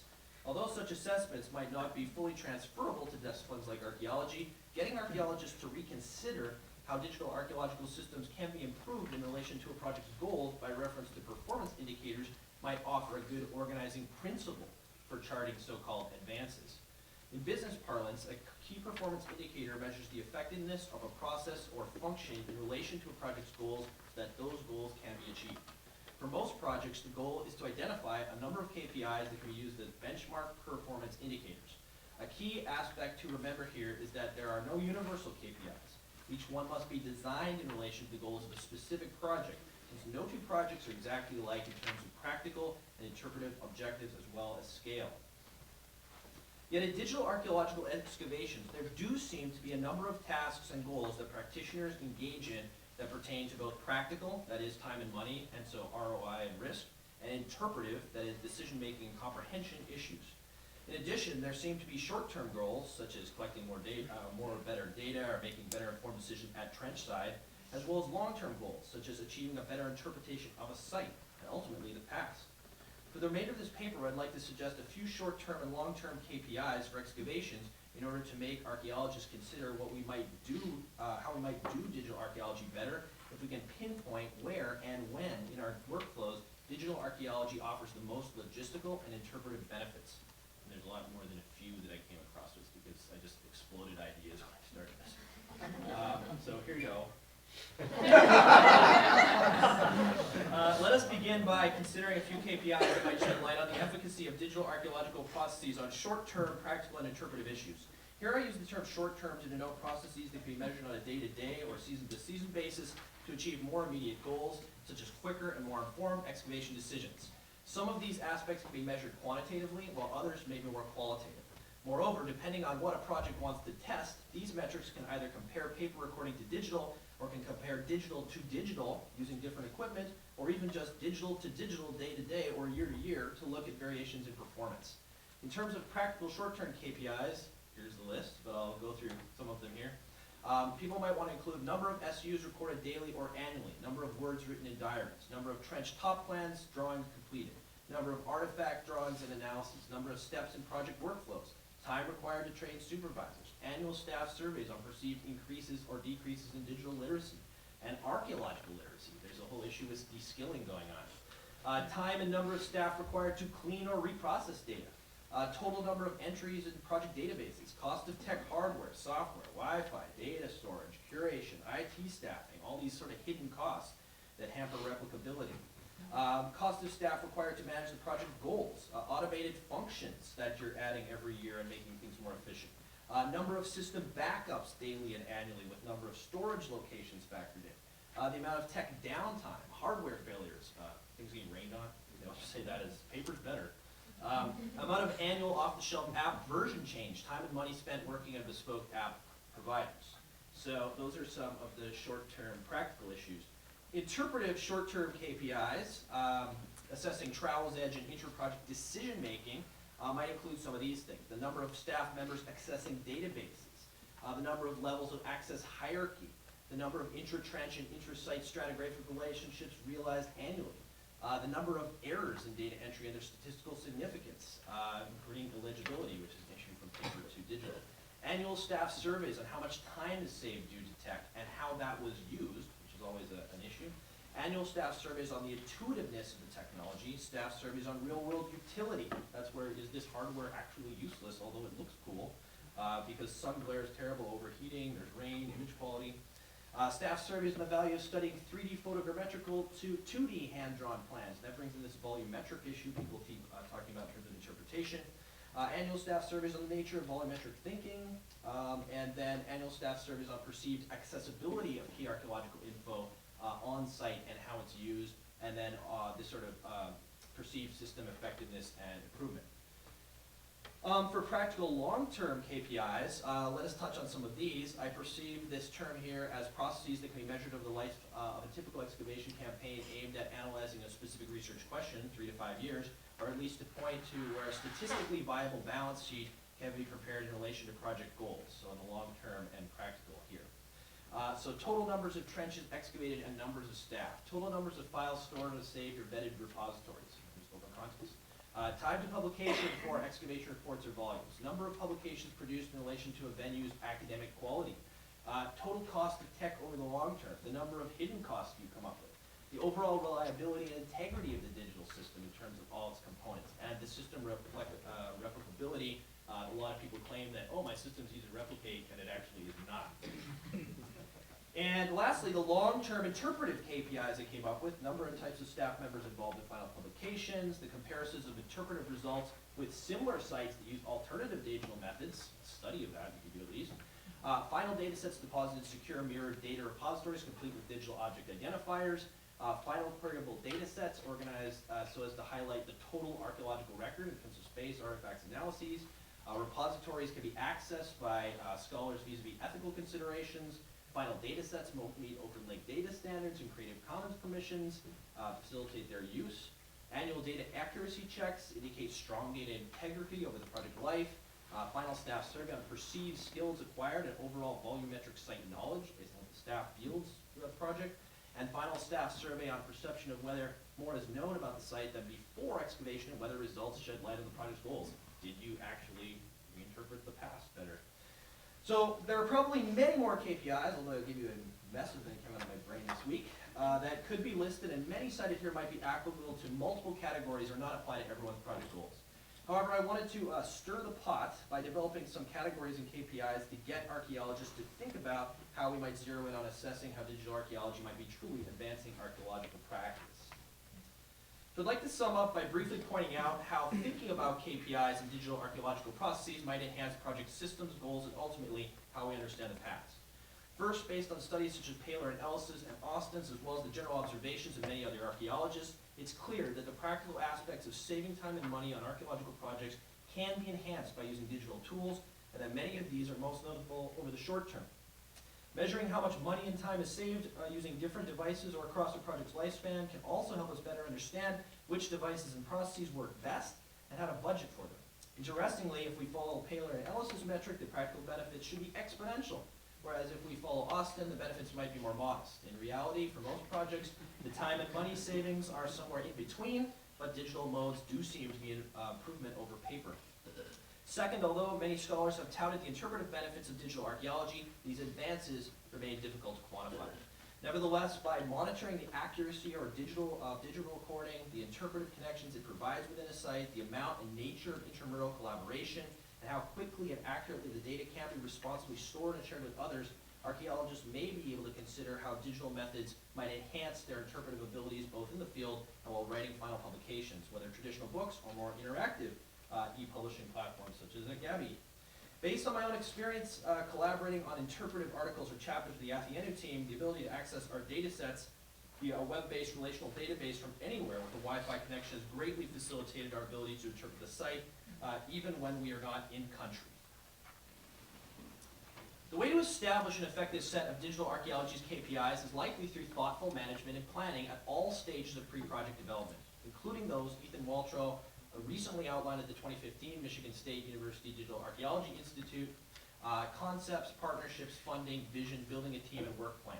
If many of these KPIs suggested here are considered before a project is implemented, archaeologists might maintain better control over the hidden costs and complexity of their digital archaeological systems and might streamline them in ways that maximize project goals and hopefully the quality and interdisciplinary utility of archaeological knowledge. This idea supports Mary Layton's views on the importance of understanding that not all excavation methods are the same, nor that they should be, but that it is important to recognize the diversity of archaeological methods so that we can cultivate, quote, a greater appreciation of the complexity and expertise involved in creating archaeological knowledge in the field, end quote. In conclusion, by carefully scrutinizing how digital archaeologies are practiced, hopefully we can avoid technologia gratia technologiae statements about advances in digital archaeology and move towards more measured and streamlined systems that realistically consider digital archaeology as interpretive as well as practical values. Thank you.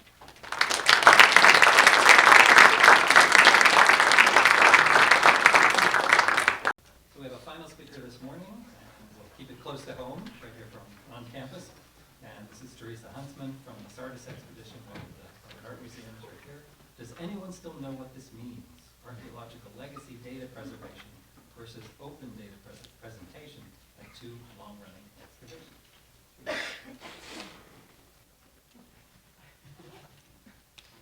Morning. The image you see here is the top of a catalog card from Sardis for a seal stone recovered in 1966. Green schist seal stone, or whatever, engraved with goat, question mark. Anyone who has ever worked in the field, as I'm sure many of you have, has been at that point in the season. You're done, you're exhausted, it's hot, you're tired of being with these people 24/7, and your fuse is short. The date at the top of this card, August 8th, means that the Sardis season was 2 months deep and nearly over. I would probably be just as unimpressed about this seal stone, or whatever, as the person doing the cataloging.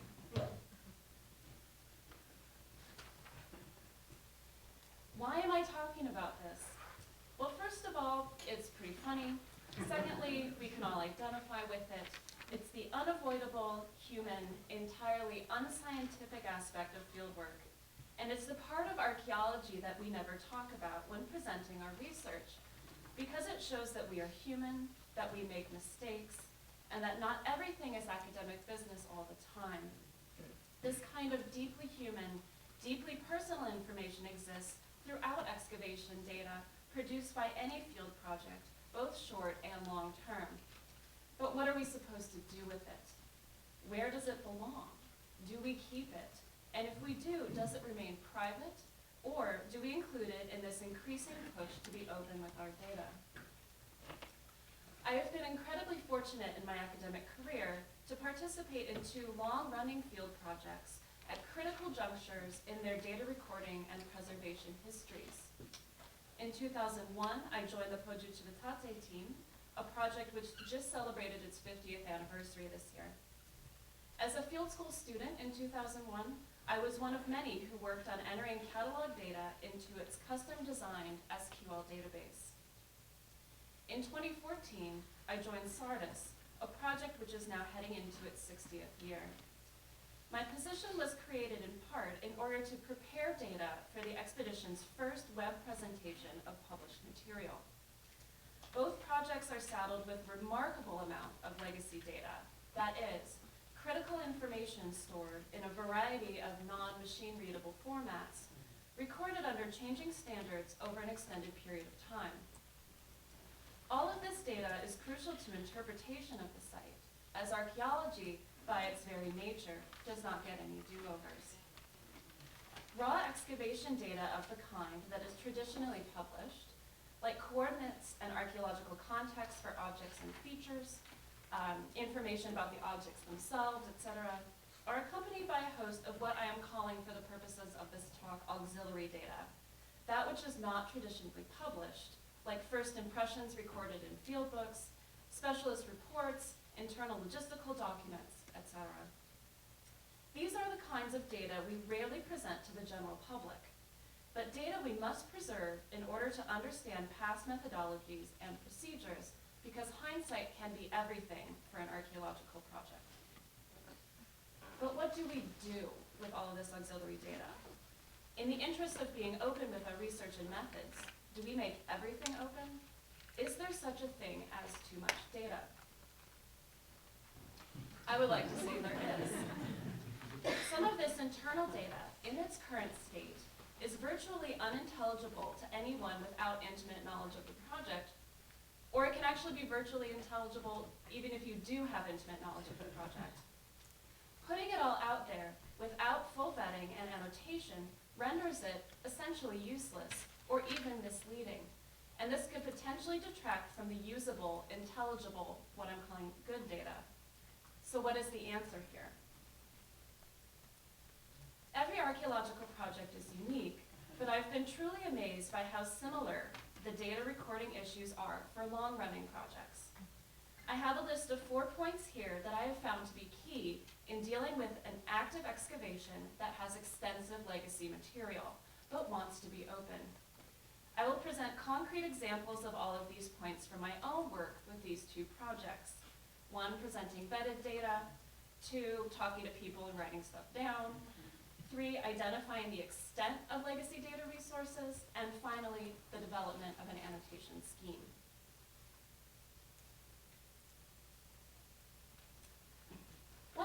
must say up front, for which I am eternally grateful, is that Poja Civitate and Sardis have benefited from long-term directors at their helms.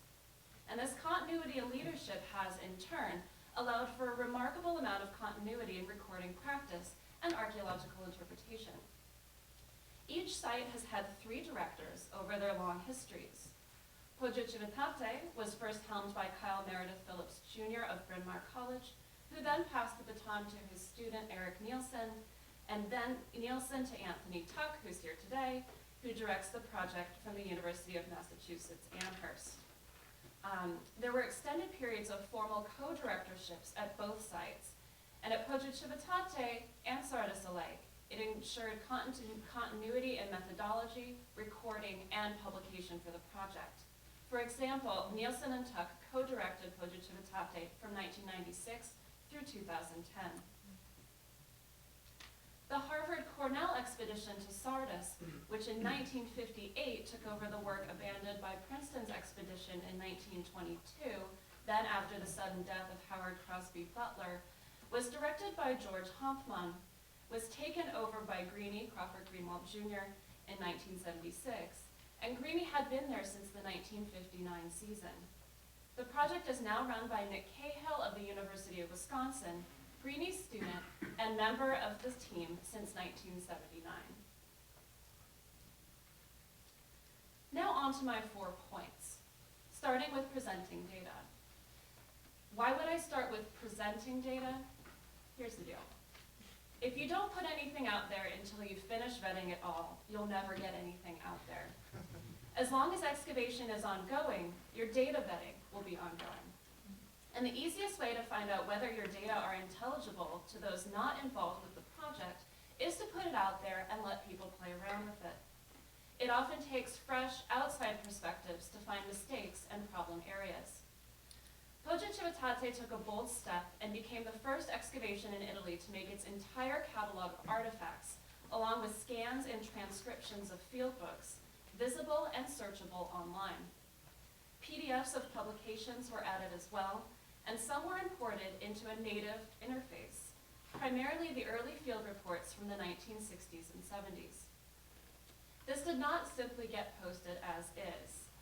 The push to move paper content into a digital format based on SQL databases was wrapped up from the beginning in presentation online.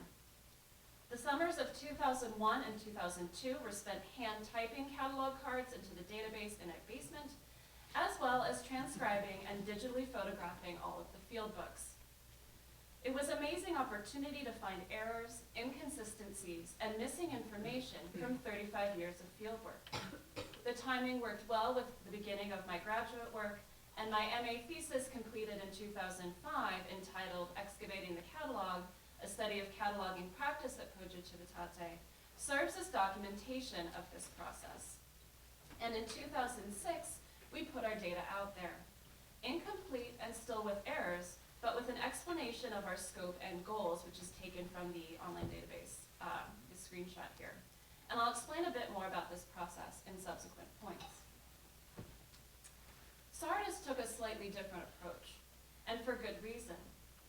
Comparing Poja Civitate and Sardis is a bit like comparing apples and oranges.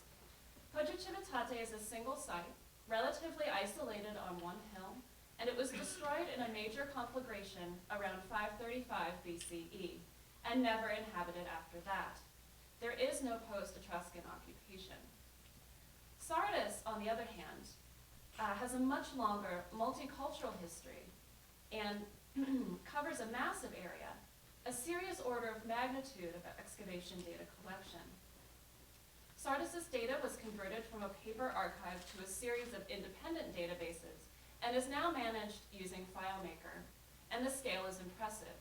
Over 20,000 objects, another 24,000 coins, and running at 273,000 photo records, just to name a few. The digital turn, though, did not occur with web presentation as a primary goal, and data vetting and cleanup has been driven primarily by publication projects. Therefore, online presentation of the material is publications focused, beginning with material from the 2010 Lydians and Their World exhibition, and looking to add add other monograph and report data sets and essays as we continue to vet. That's a major component of my current job. We acknowledge this on the website, you can see with this little note here, explaining what we have available and that we're working on more and more. Already we are connecting with Turkish and English-speaking colleagues and researchers, and already they're correcting our Turkish. We need it. Now for my second point. Talk to people and write stuff down. Why is this in all caps? Well, it's because it is indeed the most time-sensitive task, and the sensitivity is on two levels.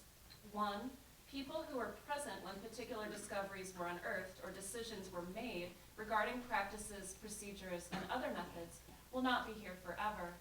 And two, people forget things as time passes.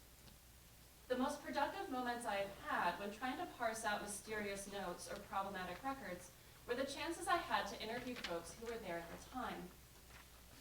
Hoja Civitate is fortunate to have early excavation members who are still very active in the field, like Nancy Winter and Ingrid Enlund Berry, the two women who are standing near the center of this photo from 1969 or so. Ingrid was an invaluable resource when I was trying to make sense of stratigraphic annotations, or when a cauldron excavated back in 1971 was found in the storerooms in Florence and finally conserved in 2012. She was there when it was originally found. She was also able to clarify for me how information and finds were processed in the earliest years of excavation, something that would otherwise be impossible to know from the data as is. And these methodological insights shine new light on the data itself, especially regarding what things were recorded and what things weren't. I also just wanted to show this shot of Kyle Phillips and the King of Sweden, who is the guy in the really nice suit, and also Paolo Muzzi on the right. Paolo Muzzi still runs the Tabacchi, the little convenience store in Vescovado di Morlo. And this kind of hyper-localized legacy is truly amazing. Of course, much was lost with the unexpected passing of Kyle Phillips, with manuscripts and research projects left unfinished. The same goes for Sardis.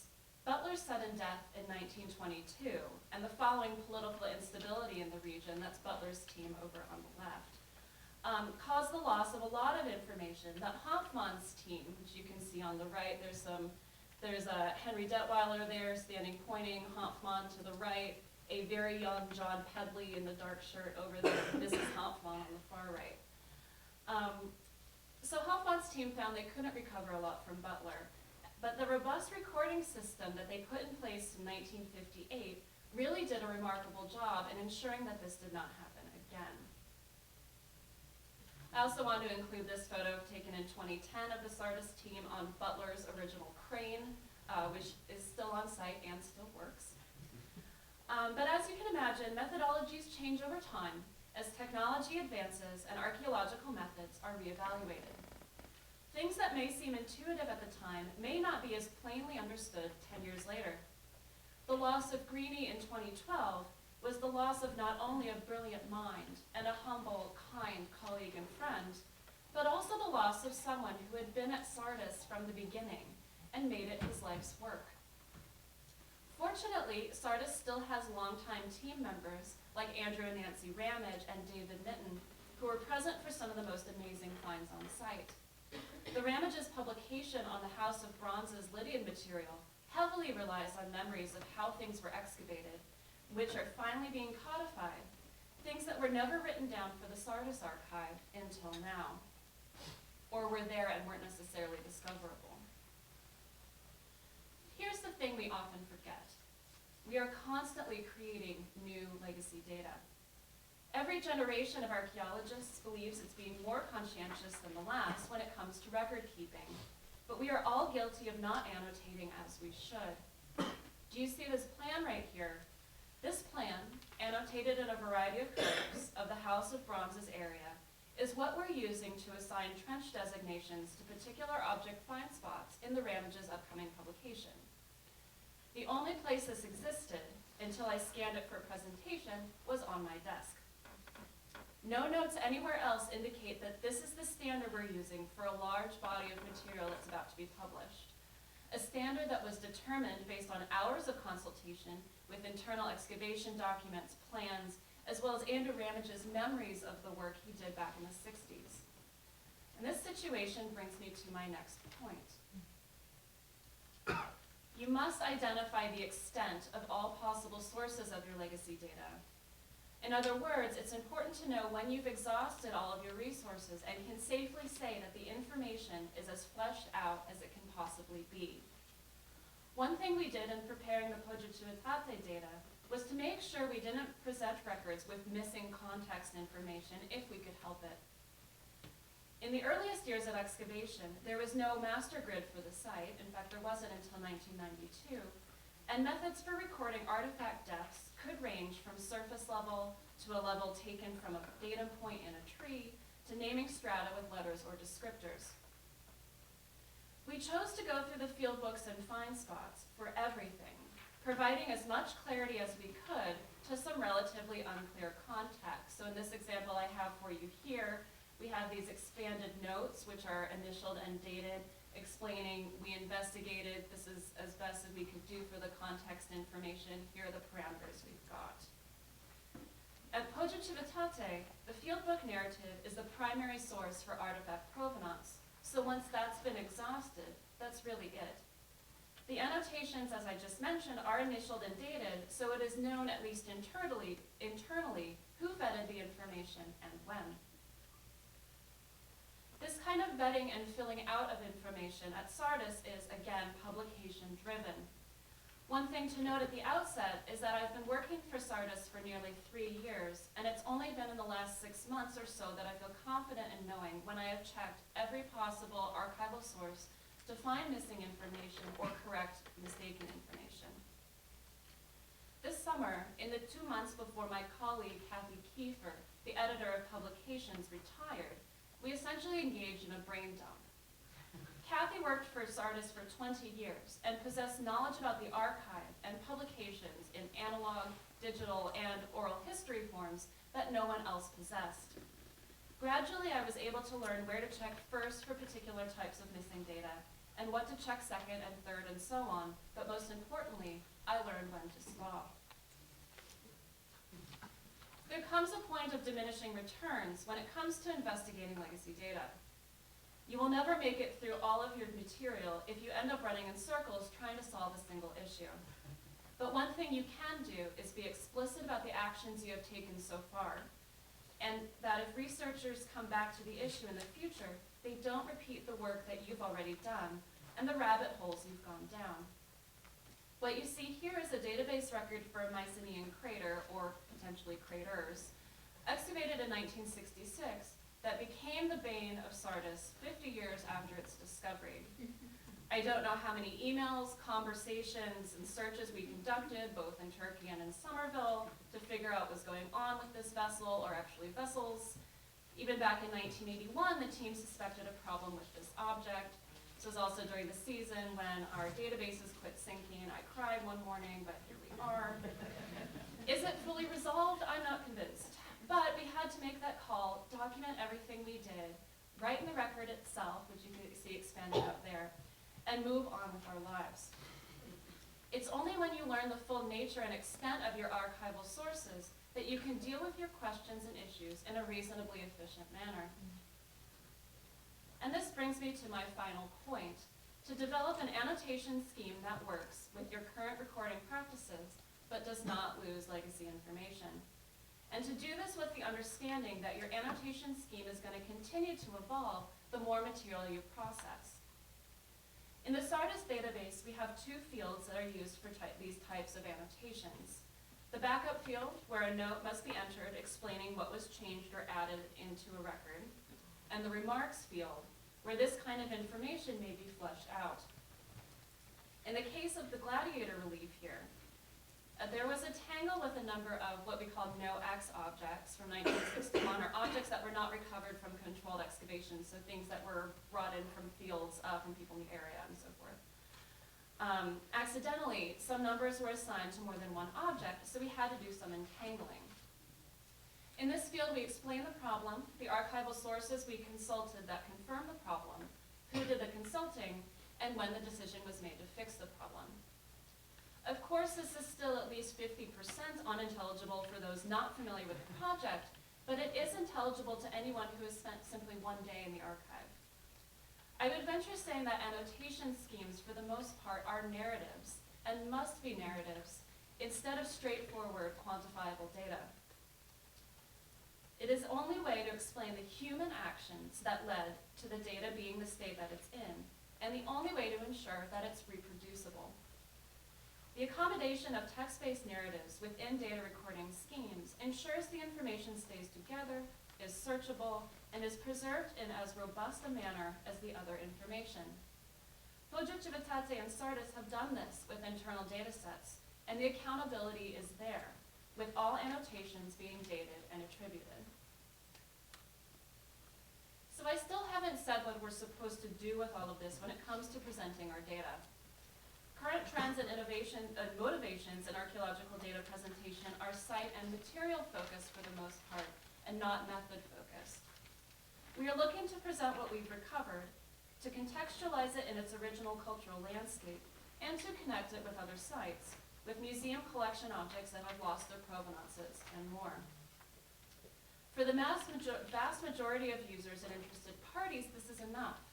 And a lot of extra noise from the legacy information would detract from this presentation, at least at this point in time. Legacy data is also a bit of a moving target, because new discoveries in an ongoing project call for continual reevaluation of best practices. Besides, some of the legacy information may be confidential or too sensitive for public presentation. While a project is ongoing, keep that auxiliary data with you so that it's accessible and, more importantly, intelligible to active members of your team.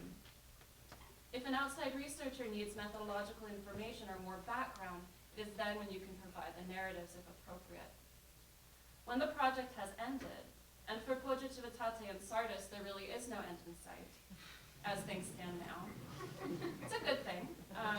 This is the time when fuller narratives must be codified and presented along with traditional data. Additionally, outside perspectives should be sought in order to make sure the narratives make sense. And as a final pretty amazing anecdote to share, it starts out depressing, but it ends up okay. To show you how even though recording practices have changed over the years, our archives indeed are robust enough to paint a picture of a profoundly human nature of archaeological work, I give you this.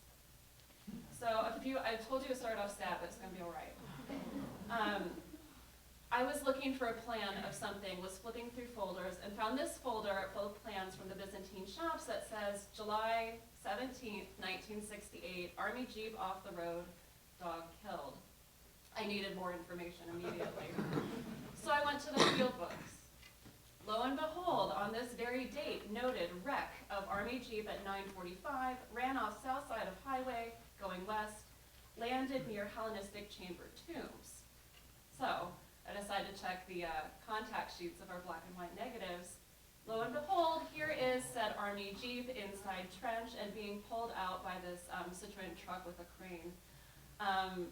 And as one final part of it, scholar who was the curator of the St. Louis Art Museum, Sid Goldstein, who was a grad student at Sardis, who was at Sardis in this year, I sent him an email asking him about it, and he said he did indeed remember this day. So it is this auxiliary data that we must deal with, but it does remind us of the profoundly human nature of archaeological practice. Thank you.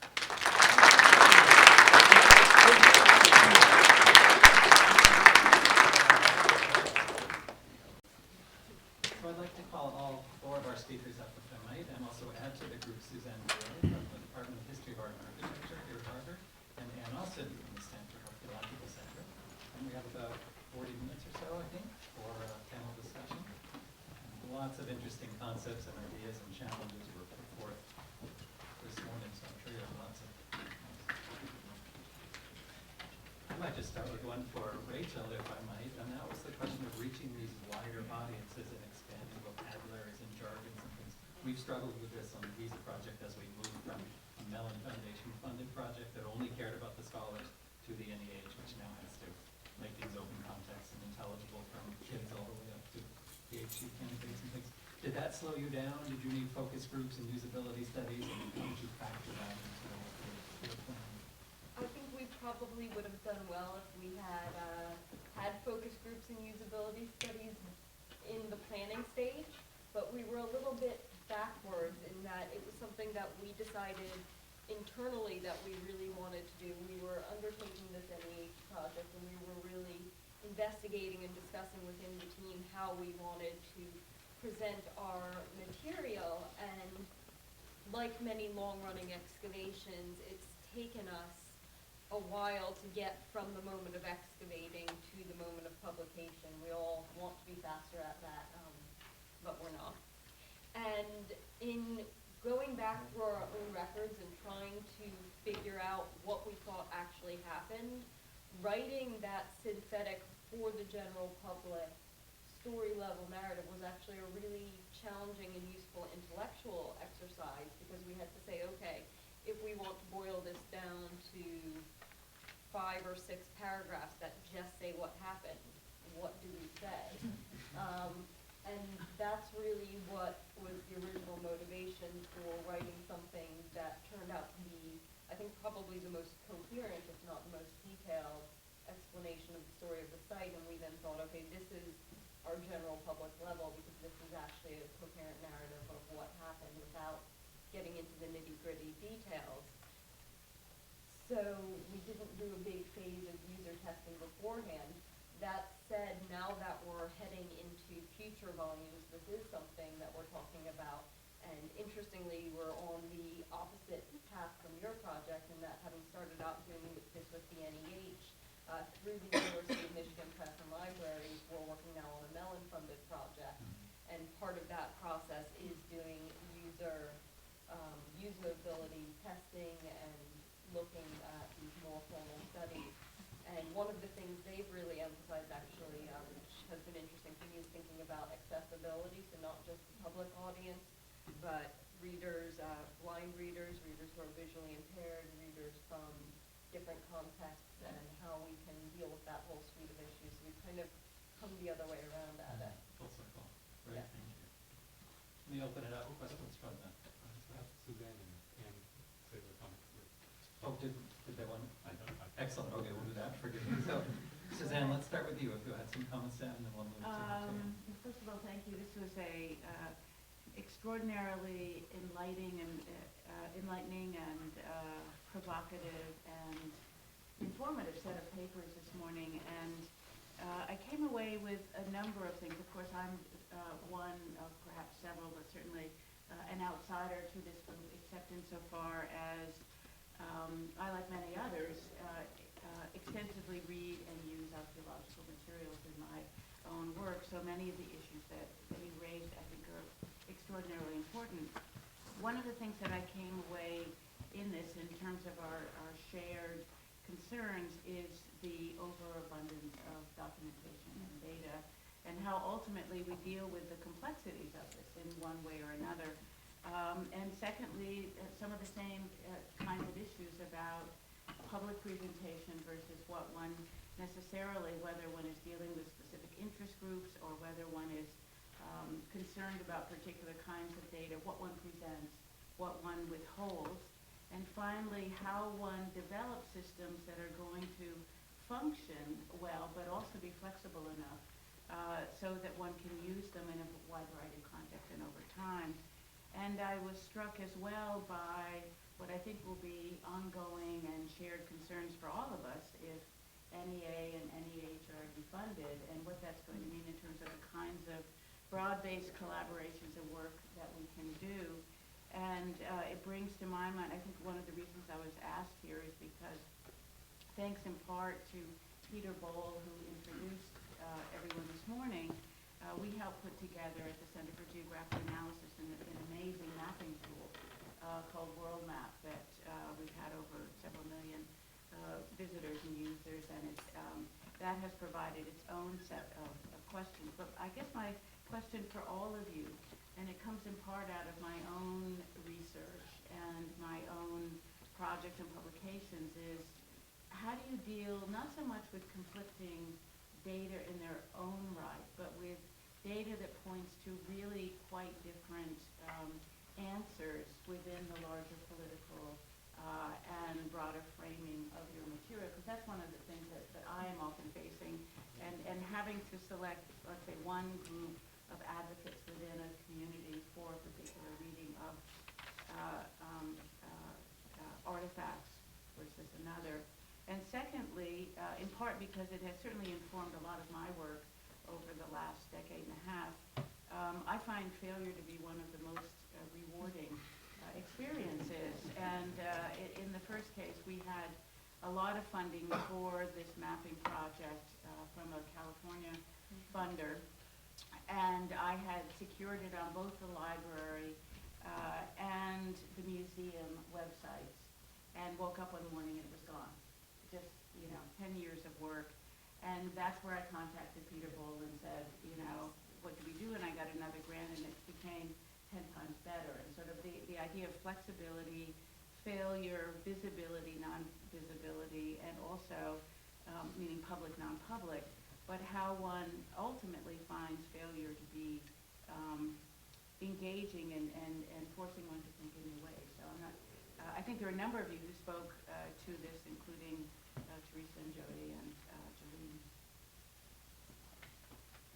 I think being open about failure and sharing those failures is absolutely key, because what I'm finding, and this came up in the Mobilizing the Past conference, is that people were very, as opposed to traditional academic conferences, people were very candid about, we gave this a shot with our project and it totally didn't work. So it's important to share that these were solutions for us, but it's just as important to share what didn't work, so you don't have people kind of spinning their wheels needlessly or reduplicating things that somebody else can see is just not going to end up working out.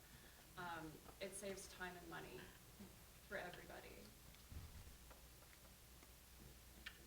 I think we have to, like you saw a lot of that in my presentation there, keep a epistemological eye on what is going on in the discipline as it develops. I sort of started at 2010 and worked our way up to today to see this is how things developed and what failed and what didn't. And I think that was meaningful and mobilizing the past to bring people together that were practitioners that had experienced different things to see what can we get out of this. Our first goal was say, can we get best practices in digital archaeology? That's not possible. We got a million different types of sites. We got a million different ways to do things, and really people have to pick and choose. That's why I basically vomited that giant list up there, is because I just want to get that out there for people to go through that later, look at it, parse it, start to think about what would work. And a lot of that, it comes from failure. A lot of that won't work with most projects, but I think it's that stirring the pot, see what's working. You may have something at Gabby that works perfectly at the end of it, or it won't work there for some other reason that could be practical or interpretive. So we just have to juggle all these, look at them, and consistently ask questions about what's working. Yeah, and I think all those points translate right back all the way down toward the scale of archive that I'm working with, and similar types of state government types of things, and also academic organizations that manage multiple sites data sets. The problems are very similar, and having a place to go where you can sort of pragmatically choose the solutions that are going to work from a long list of other ones that may not be quite relevant is really helpful and important. And just, having these sorts of networks is so much of the work that's done for you by the others. So one thing I appreciated about this morning's talks is that you really covered almost a whole range of the data life cycle for archaeology. So that we went from when the moment your data are created to how they're interpreted within a site, especially a site's been active for a really long time and who might be interpreting data that you did not create, to how it's published, and then how eventually it's preserved and potentially maintained. And a common thread I saw through all of these that you were negotiating was who your audience is and how those audiences are really changing, especially right now, depending on what happens politically and depending how our funding changes. So if we're really changing our audiences to something that may be either more business-oriented or more publicly open and engaged. So a question I have for you, and for each of you within this kind of point in your data life cycle, is how are you, and this, even though this came out a bit in the talk, I'd like to explore more, how are you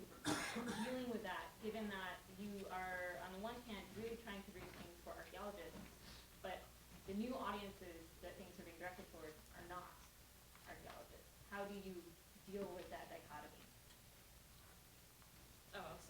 Sorry, definitely.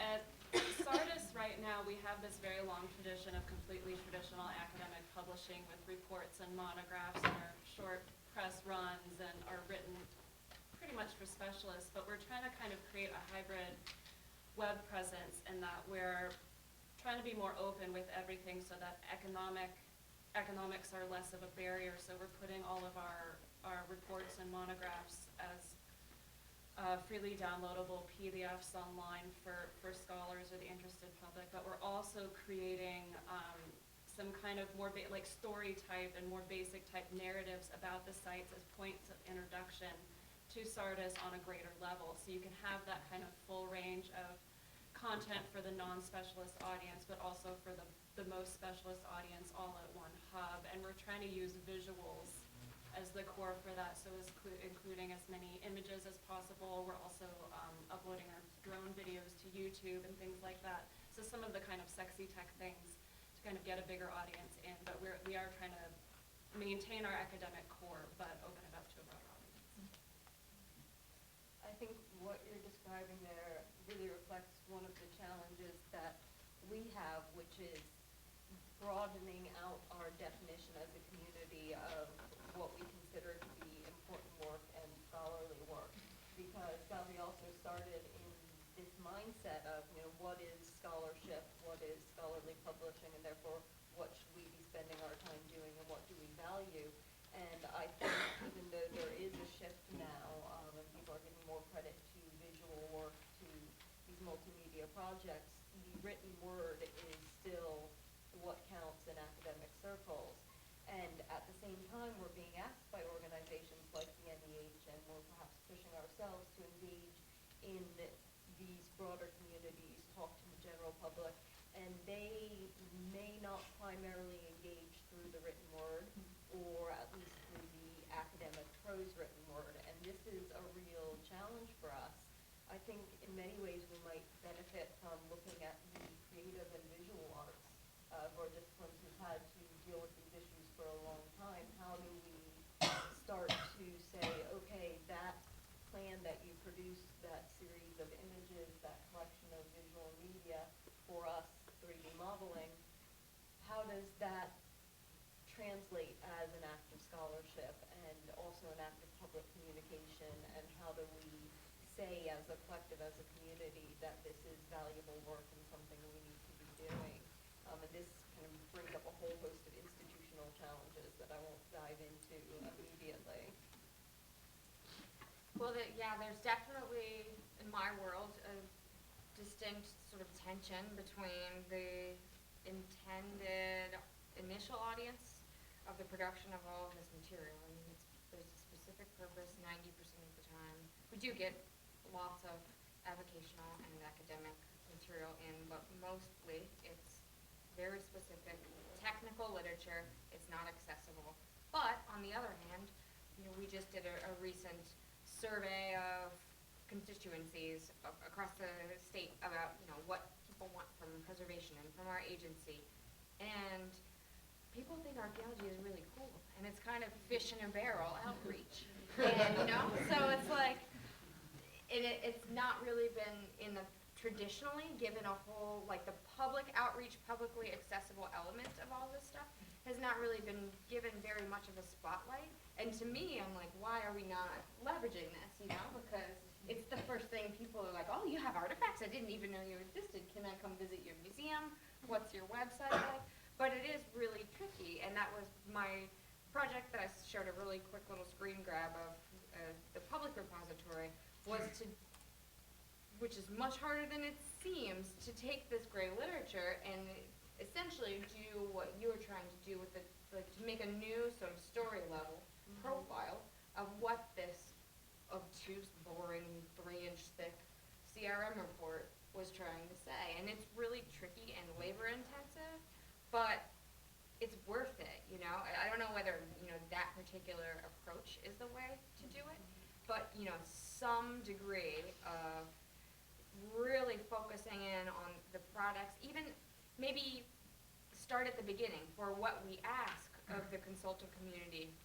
when, as preservation professionals, when we ask them to do a project as mitigation for some federal undertaking that may destroy something, to really focus on public outreach requirements at the head, instead of just saying, all right, produce another 4-inch report that 3 people are going to read in the next 50 years.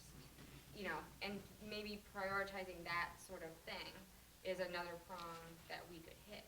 But, we do have this huge body of really cool information out there. So figuring out how to liberate it really sort of, again, it helps sort of protect the whole endeavor.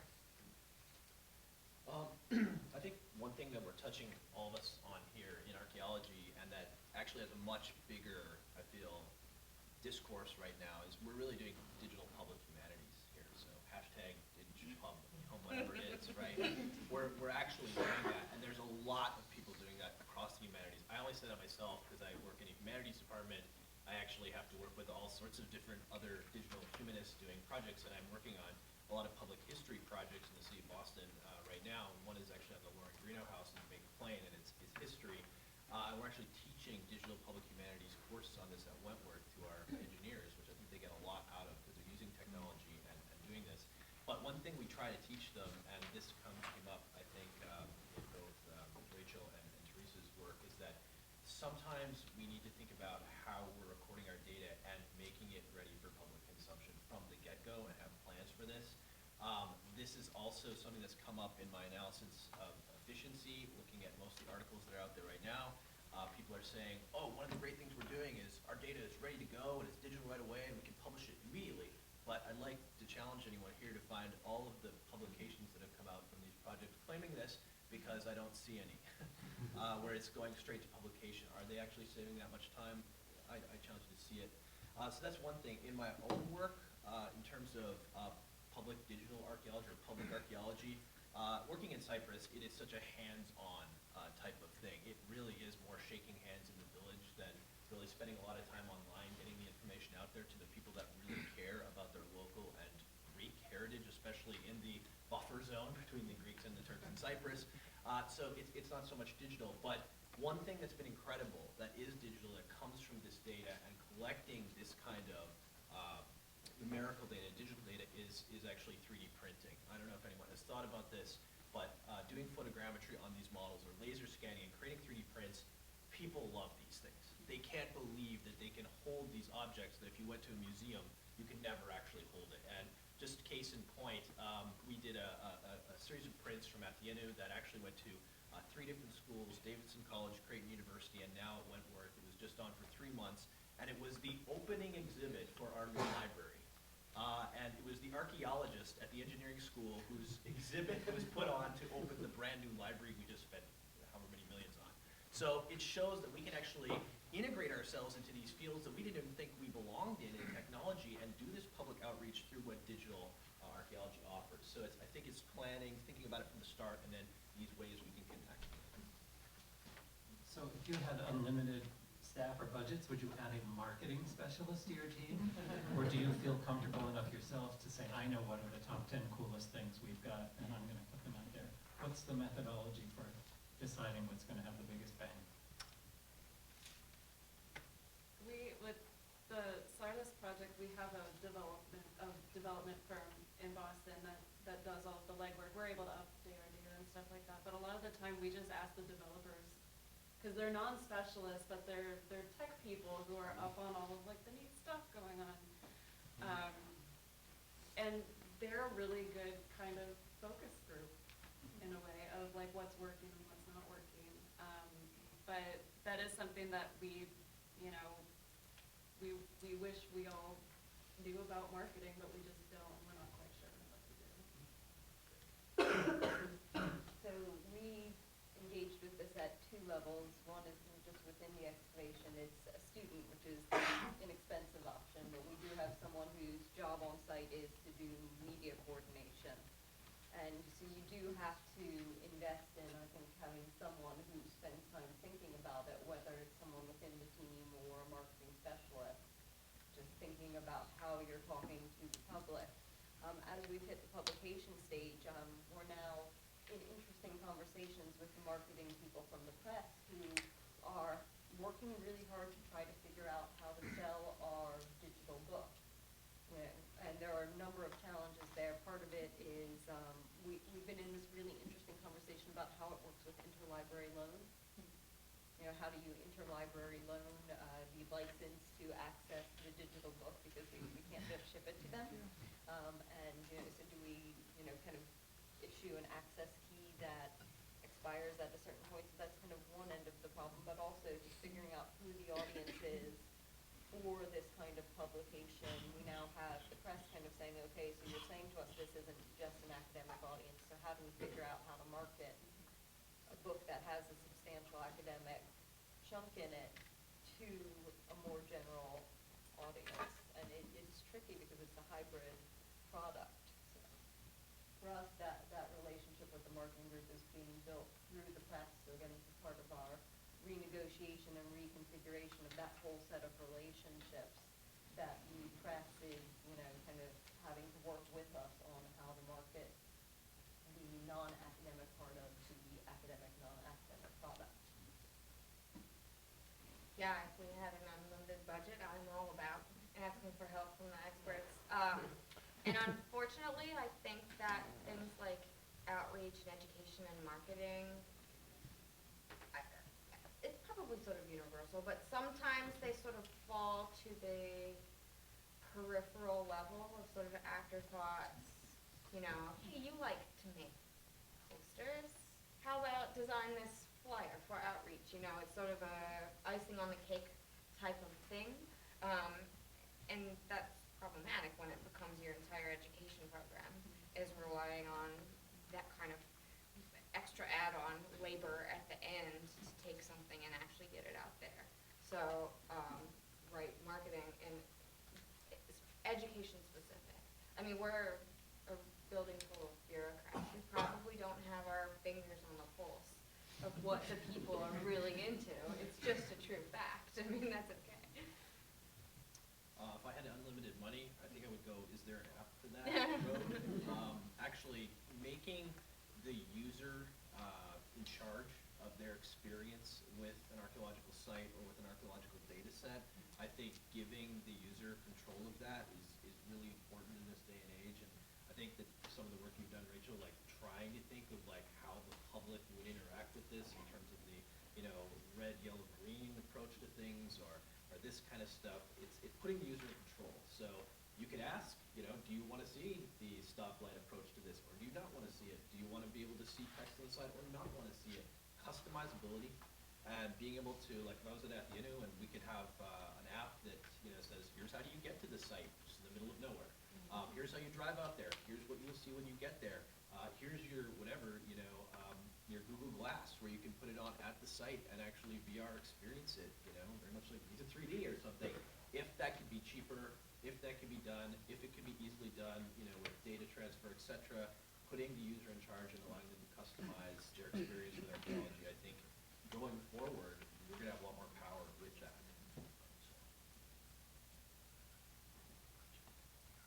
Shall we open it up to questions from outside? Jason? I have a question that I think probably most people at the table here could have an opinion on. It's generated largely by Rachel's discussions of how to deal with a press and an academic press when you're publishing in such a radically new form, and especially with non-traditional, let me say, non-traditional archaeological audiences, you know, i.e. the public. I think a lot about this because this seems to me to be kind of dangerous for junior scholars to do, who are dependent on kind of an ecosystem that prizes peer review, kind of known publication outlets, and doesn't know what to do with a really cool 3D interactive model of an archaeological site that the public loves and peer reviewers haven't touched. And so it strikes me that this is kind of like an old person's game. And here I will point directly at Susan, who had the As security. the old person in That didn't come out. We all saw that. That's not going to sound right either. A tenured person. Let me put it that way. Erase all that stuff. where Suzanne can dedicate a lot of her intellectual efforts to producing a web mapping application, in this case, world mapping. Fantastically useful, but that's not something that's peer reviewed. I mean, that's not a traditional academic publication. So the irony here is that you've got senior people can do this safely, but the creative energy, I think, is largely coming out of junior scholars. And there's 3 of you who have academic positions on this table. Right? So what do we do about this? I mean, I'm guessing that at least 3 of you have thought about this very intensely. Can I just add a point there? Sure. Which is to say, one of my many hats is I'm currently the president of the National Association of Artists and Art Historians, and we've been very active with the Society of Architectural Historians and Mellon, putting out their guidelines for tenure for people who are doing digital projects. And so, I mean, I will say that I don't think, and art historians are, you'll excuse me, but a strange group in many respects, right? But I would say that dealing with digital phenomena is not an age-related thing. There are an awful lot of my very junior colleagues who are really scared of engaging in this material for various reasons. One, none of us have any time anymore, and so there's that fear that you will fall into this sinkhole and never be able to get out. I mean, I find it incredibly energizing and just really gets me doing my regular writing, but I don't think it's per se an age-related tenure, non-tenure, and I do think there are a couple of people here who have gone that route in Kelly O'Neill, for example, in history. And history now does have a person who is dedicated to getting historians engaged with the kind of digital thing. So I think it's better now than it was 5 years ago, and frankly, the world is so complex in terms of tenure and non-tenure and everything else that what we thought as givens 10 years ago, you know, you publish your book and you got another one on the way. And unfortunately, for many of our colleagues around the country, with all that's happening in the academic world, it's a really tough place. And I'm not sure that what we often assume to be the case, at least around digital, is going to be the case. And my experience is there are a lot of positions that will give you extra credit because you are engaged in digital material. And frankly, how can you really be an archaeologist, whether you're doing slow or fast archaeology, that's a good new term, without really being cognizant of some of the critical digital tools? I mean, you know, this is where we are, and I think that being cognizant of them is really great, but what I heard this morning was the ways that we can embrace these and bring them together, as long as we don't get stuck in the swamp. Well, when I was a junior scholar, all of my data was digital, and then I went and turned it into a giant tree-killing book. And that was the product because I was so risk-averse. But I would love to hear some of the... Can I jump in, maybe? As the troublemaker who, you know, is doing this within Gavi, so I'll say we've had enormous conversations within the team about this. Because we have a lot of grad students coming up through the project who are writing their theses and are dependent on and using the digital data. Other than Nick Terranata, the project director, all of the other faculty level people who've come up through the project and done this, and some of us are now in tenure track jobs and some of us are in kind of adjuncting jobs, are untenured. So we have a large number of untenured faculty within our project, including me. I'm in month 6 of my first tenure track job, and we are all banking on our careers being made on these digital publications. And to do that as a team is a huge risk to take. I agree with you. And I think especially when we started doing this, there a lot of the nervousness about going down the digital publication route, and this was before many of these guidelines had come out about how to tenure digital products. A lot of the nervousness was people saying, okay, I'm going to submit my thesis based on this digital thing. I'm going to get my job based on this digital thing. I'm not sure my department's really going to buy into this. So that's been a big part of our conversation. And I feel like for us, we are benefiting from the guidelines as you described, and that more departments are now recognizing these projects as having a role in academia and as being something that is recognized as scholarship.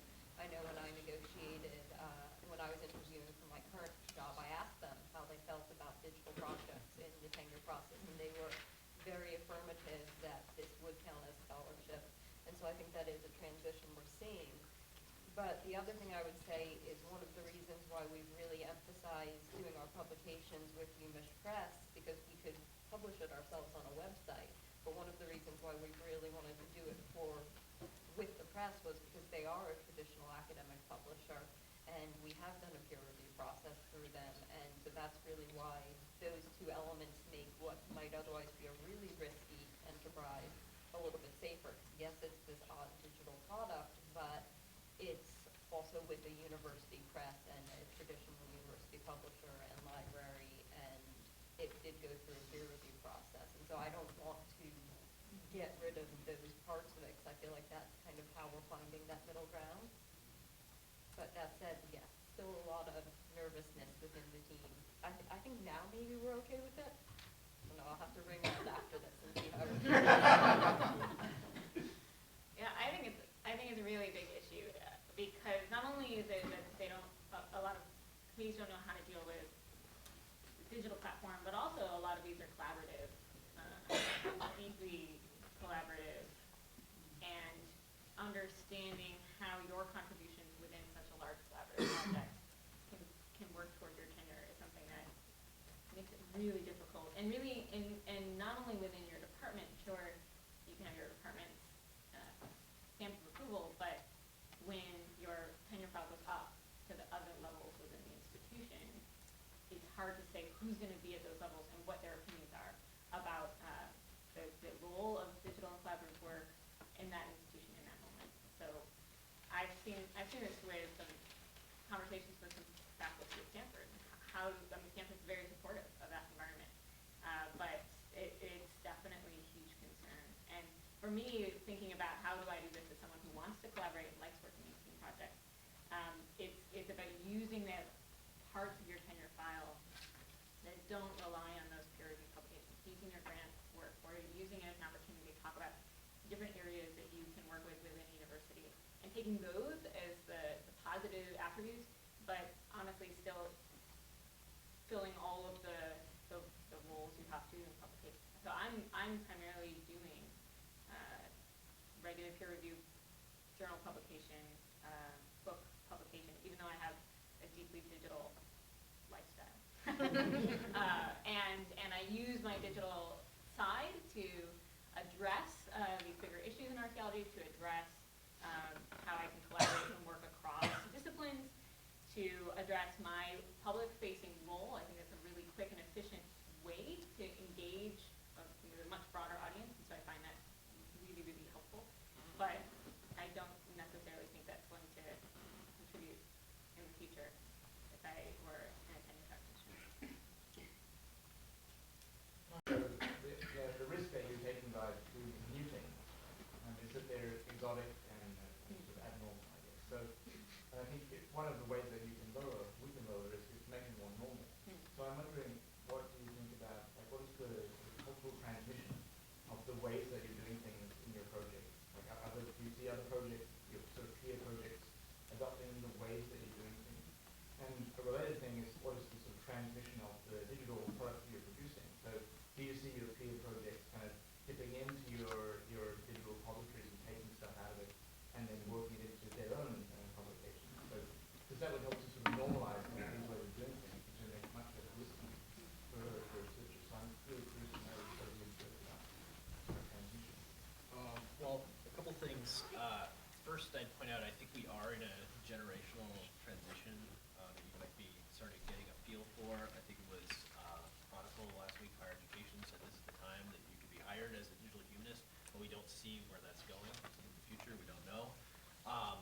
I would say that my experience, maybe for some people that are more traditional places like Stanford in some ways, I work at Polytech. I'm an unconventional archaeologist put into this place that I never thought I would be. But what I would say is that in this climate, this job climate, embrace that, actually. There are jobs out there for people that think I'm an archaeologist. They would never think to apply at Wentworth Institute of Technology. But it is a fantastic place, I have to say. They're supportive of my work. I want to bring technology into archaeology, anything like this. It's an engineering school, so it's about solving problems. It's about external collaboration. It's about interdisciplinarity. And that mode, they will support. So if you think about it that way, there's no pressure on me to do really conventional work because I'm part of the humanities department. I work with, literature people and historians and art historians and sociologists, and we do all sorts of collaborative work. I got an email from the science department last week that said, what do you know about drones? I'm the archaeologist. But that's what happens at a place like that. So I just want to throw that out there to people. There are other types of possibilities with an archaeology degree, especially if you're in the digital side. And I have had no pressure at all at that kind of place to say, so let's see the paper book, or let's see something that's not collaborative. Engineering, architecture, design is all about collaboration. And those kind of places, you get a different treatment. So putting stuff out there that's digital, my other experience I would say is putting together the Mobilize the Past book recently. One thing that's really important is the open access aspect of it. And also because it's digital, nobody in this room I think knows what things are gonna look like in 10 years. So this stuff has to get out very fast, it has to be open access, and what we've seen is a lot of, I think, dipping into that book almost immediately. Like within a month or two, it's already going all over the place and people are picking it apart, and that's what we need to happen because this stuff's gonna change. And that was our intention, get it out as soon as possible because 3 years from now, it's totally obsolete. So I think that might be playing a role as well. I just want to follow up on that point and also touches on something that Teresa mentioned before, which is the issue of failures and the different sorts of things that people are doing in terms of data collection strategies, for example, but also the data management tools. Is there, of course one can look at all the papers that are published and see how they describe things, and sometimes there'll be discussion of that, but is there is anybody aggregating this sort of information, for example, the different, and I know there are many, the different places that are trying to create pre-configured database applications, the stories of failures and successes in terms of field practices, and so forth, in order to provide this up-to-date, by the month window into these approaches, because I think that would be extremely valuable given the rate of change in the types of applications that exist and the new technologies that are being brought to bear on different types of archaeological questions. Do any of you know about such aggregators, websites, Let's blogs? say Digital Archaeology Commons is starting to do that, which is a product. You were there? Yeah, there's a so Digital Archaeology Commons is a platform it's a very open-ended platform that anybody can set up a collaborative message board, workspace. It's very hard to describe, but it's, a place for discussion about this type of thing. And maybe it will work, and maybe it will be too rigid. I can't really get a feel for it yet. I've set up a couple of groups on my own, and it takes a lot of energy to get collaborative exchange, to make a social network is hard. But back to that point, to me, that's what I use Twitter for. Because people are very clear about sharing their in-progress projects, their partially finished or totally failed endeavors, good ideas and bad ideas. It's definitely informal, and it's not a clearinghouse that's very easily citable. But that's where so much very valuable information that I've gotten over the past several years has come out of people just, play by play, discussing what they've been working on this week, or hey, I have this idea, is this crazy thing going to work or not, or, flinging citations around, there's a lot really happening. Something that I hope to see happening in the future, I think we're maybe at the beginning of, but I think it's going to be interesting, is students at the undergrad and grad level who are still going to different field schools and participating in different projects.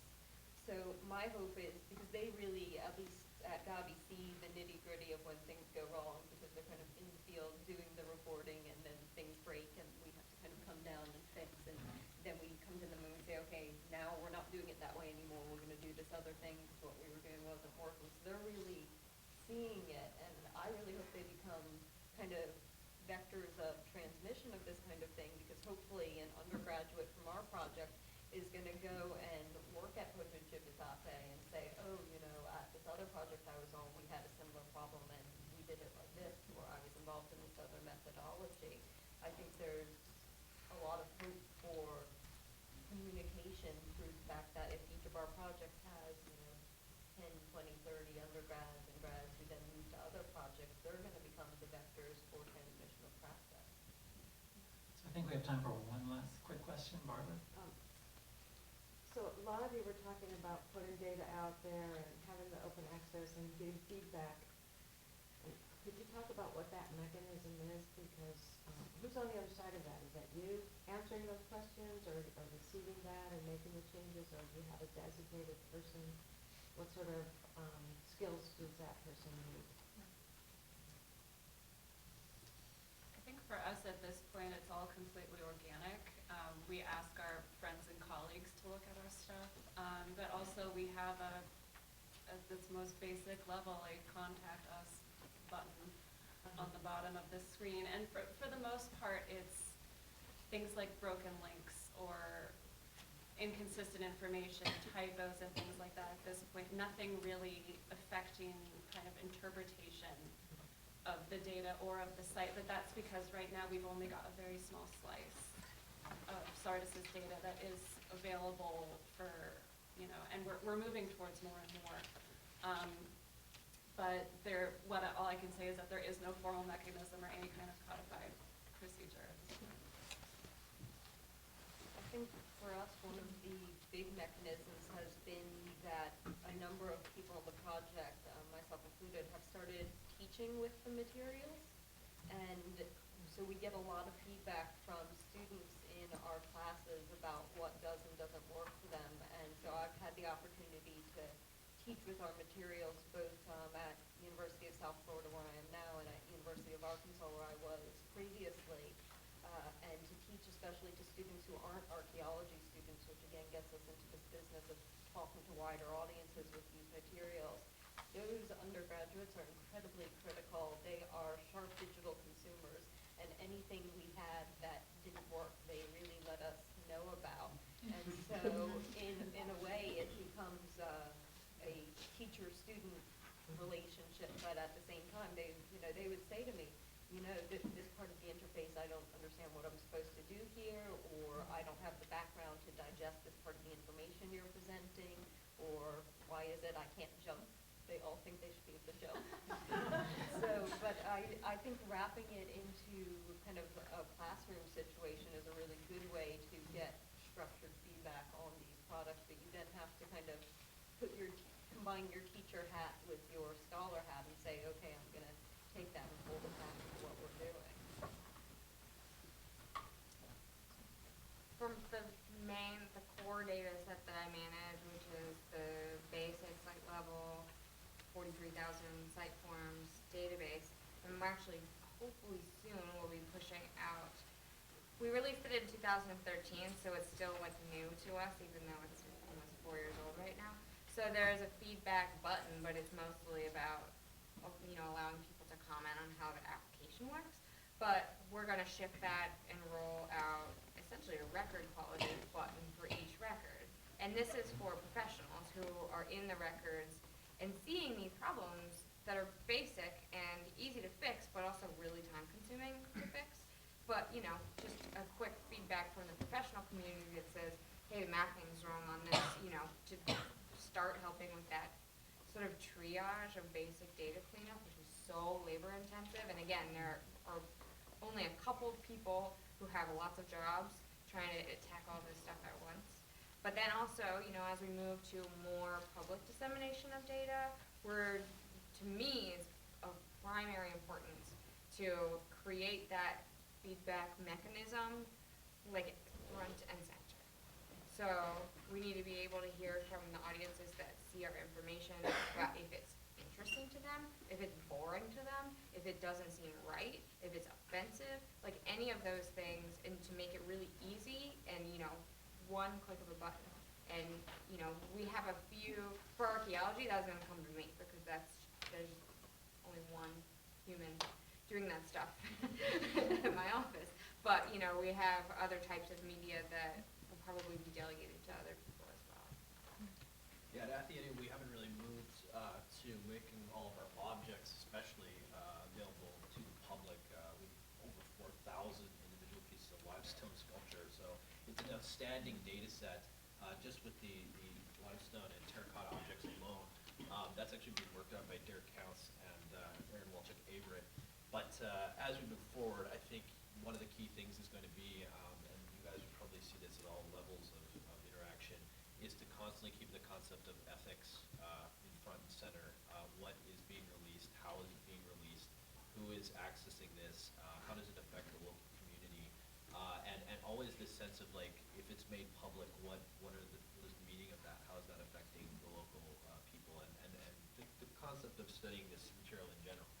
I'm dealing with this more personally right now with my work on Boston city history, working a lot in Omeka, actually doing digital projects and really trying to keep up with really good metadata sets for everything and keeping the work very scholarly. So when it is ready to be let loose to the public, that it is really well authored and really scholarly. So that's something I'm currently teaching in a lot of I teach this class called Media, Culture, and Communication Studies, and it's to get engineers to think about when they work in a digital space, or they're even creating things for their businesses, eventually in a digital space, how is that going to go out to the public? So making sure you're thinking about all those aspects, even from the beginning, and especially the ethics of that, I think are really important. So this is great stuff, and we could go on for hours, but I hope we will return to this afternoon and even some other topics as well. I'd like to thank all of our speakers and Suzanne and for joining us. It's fabulous job.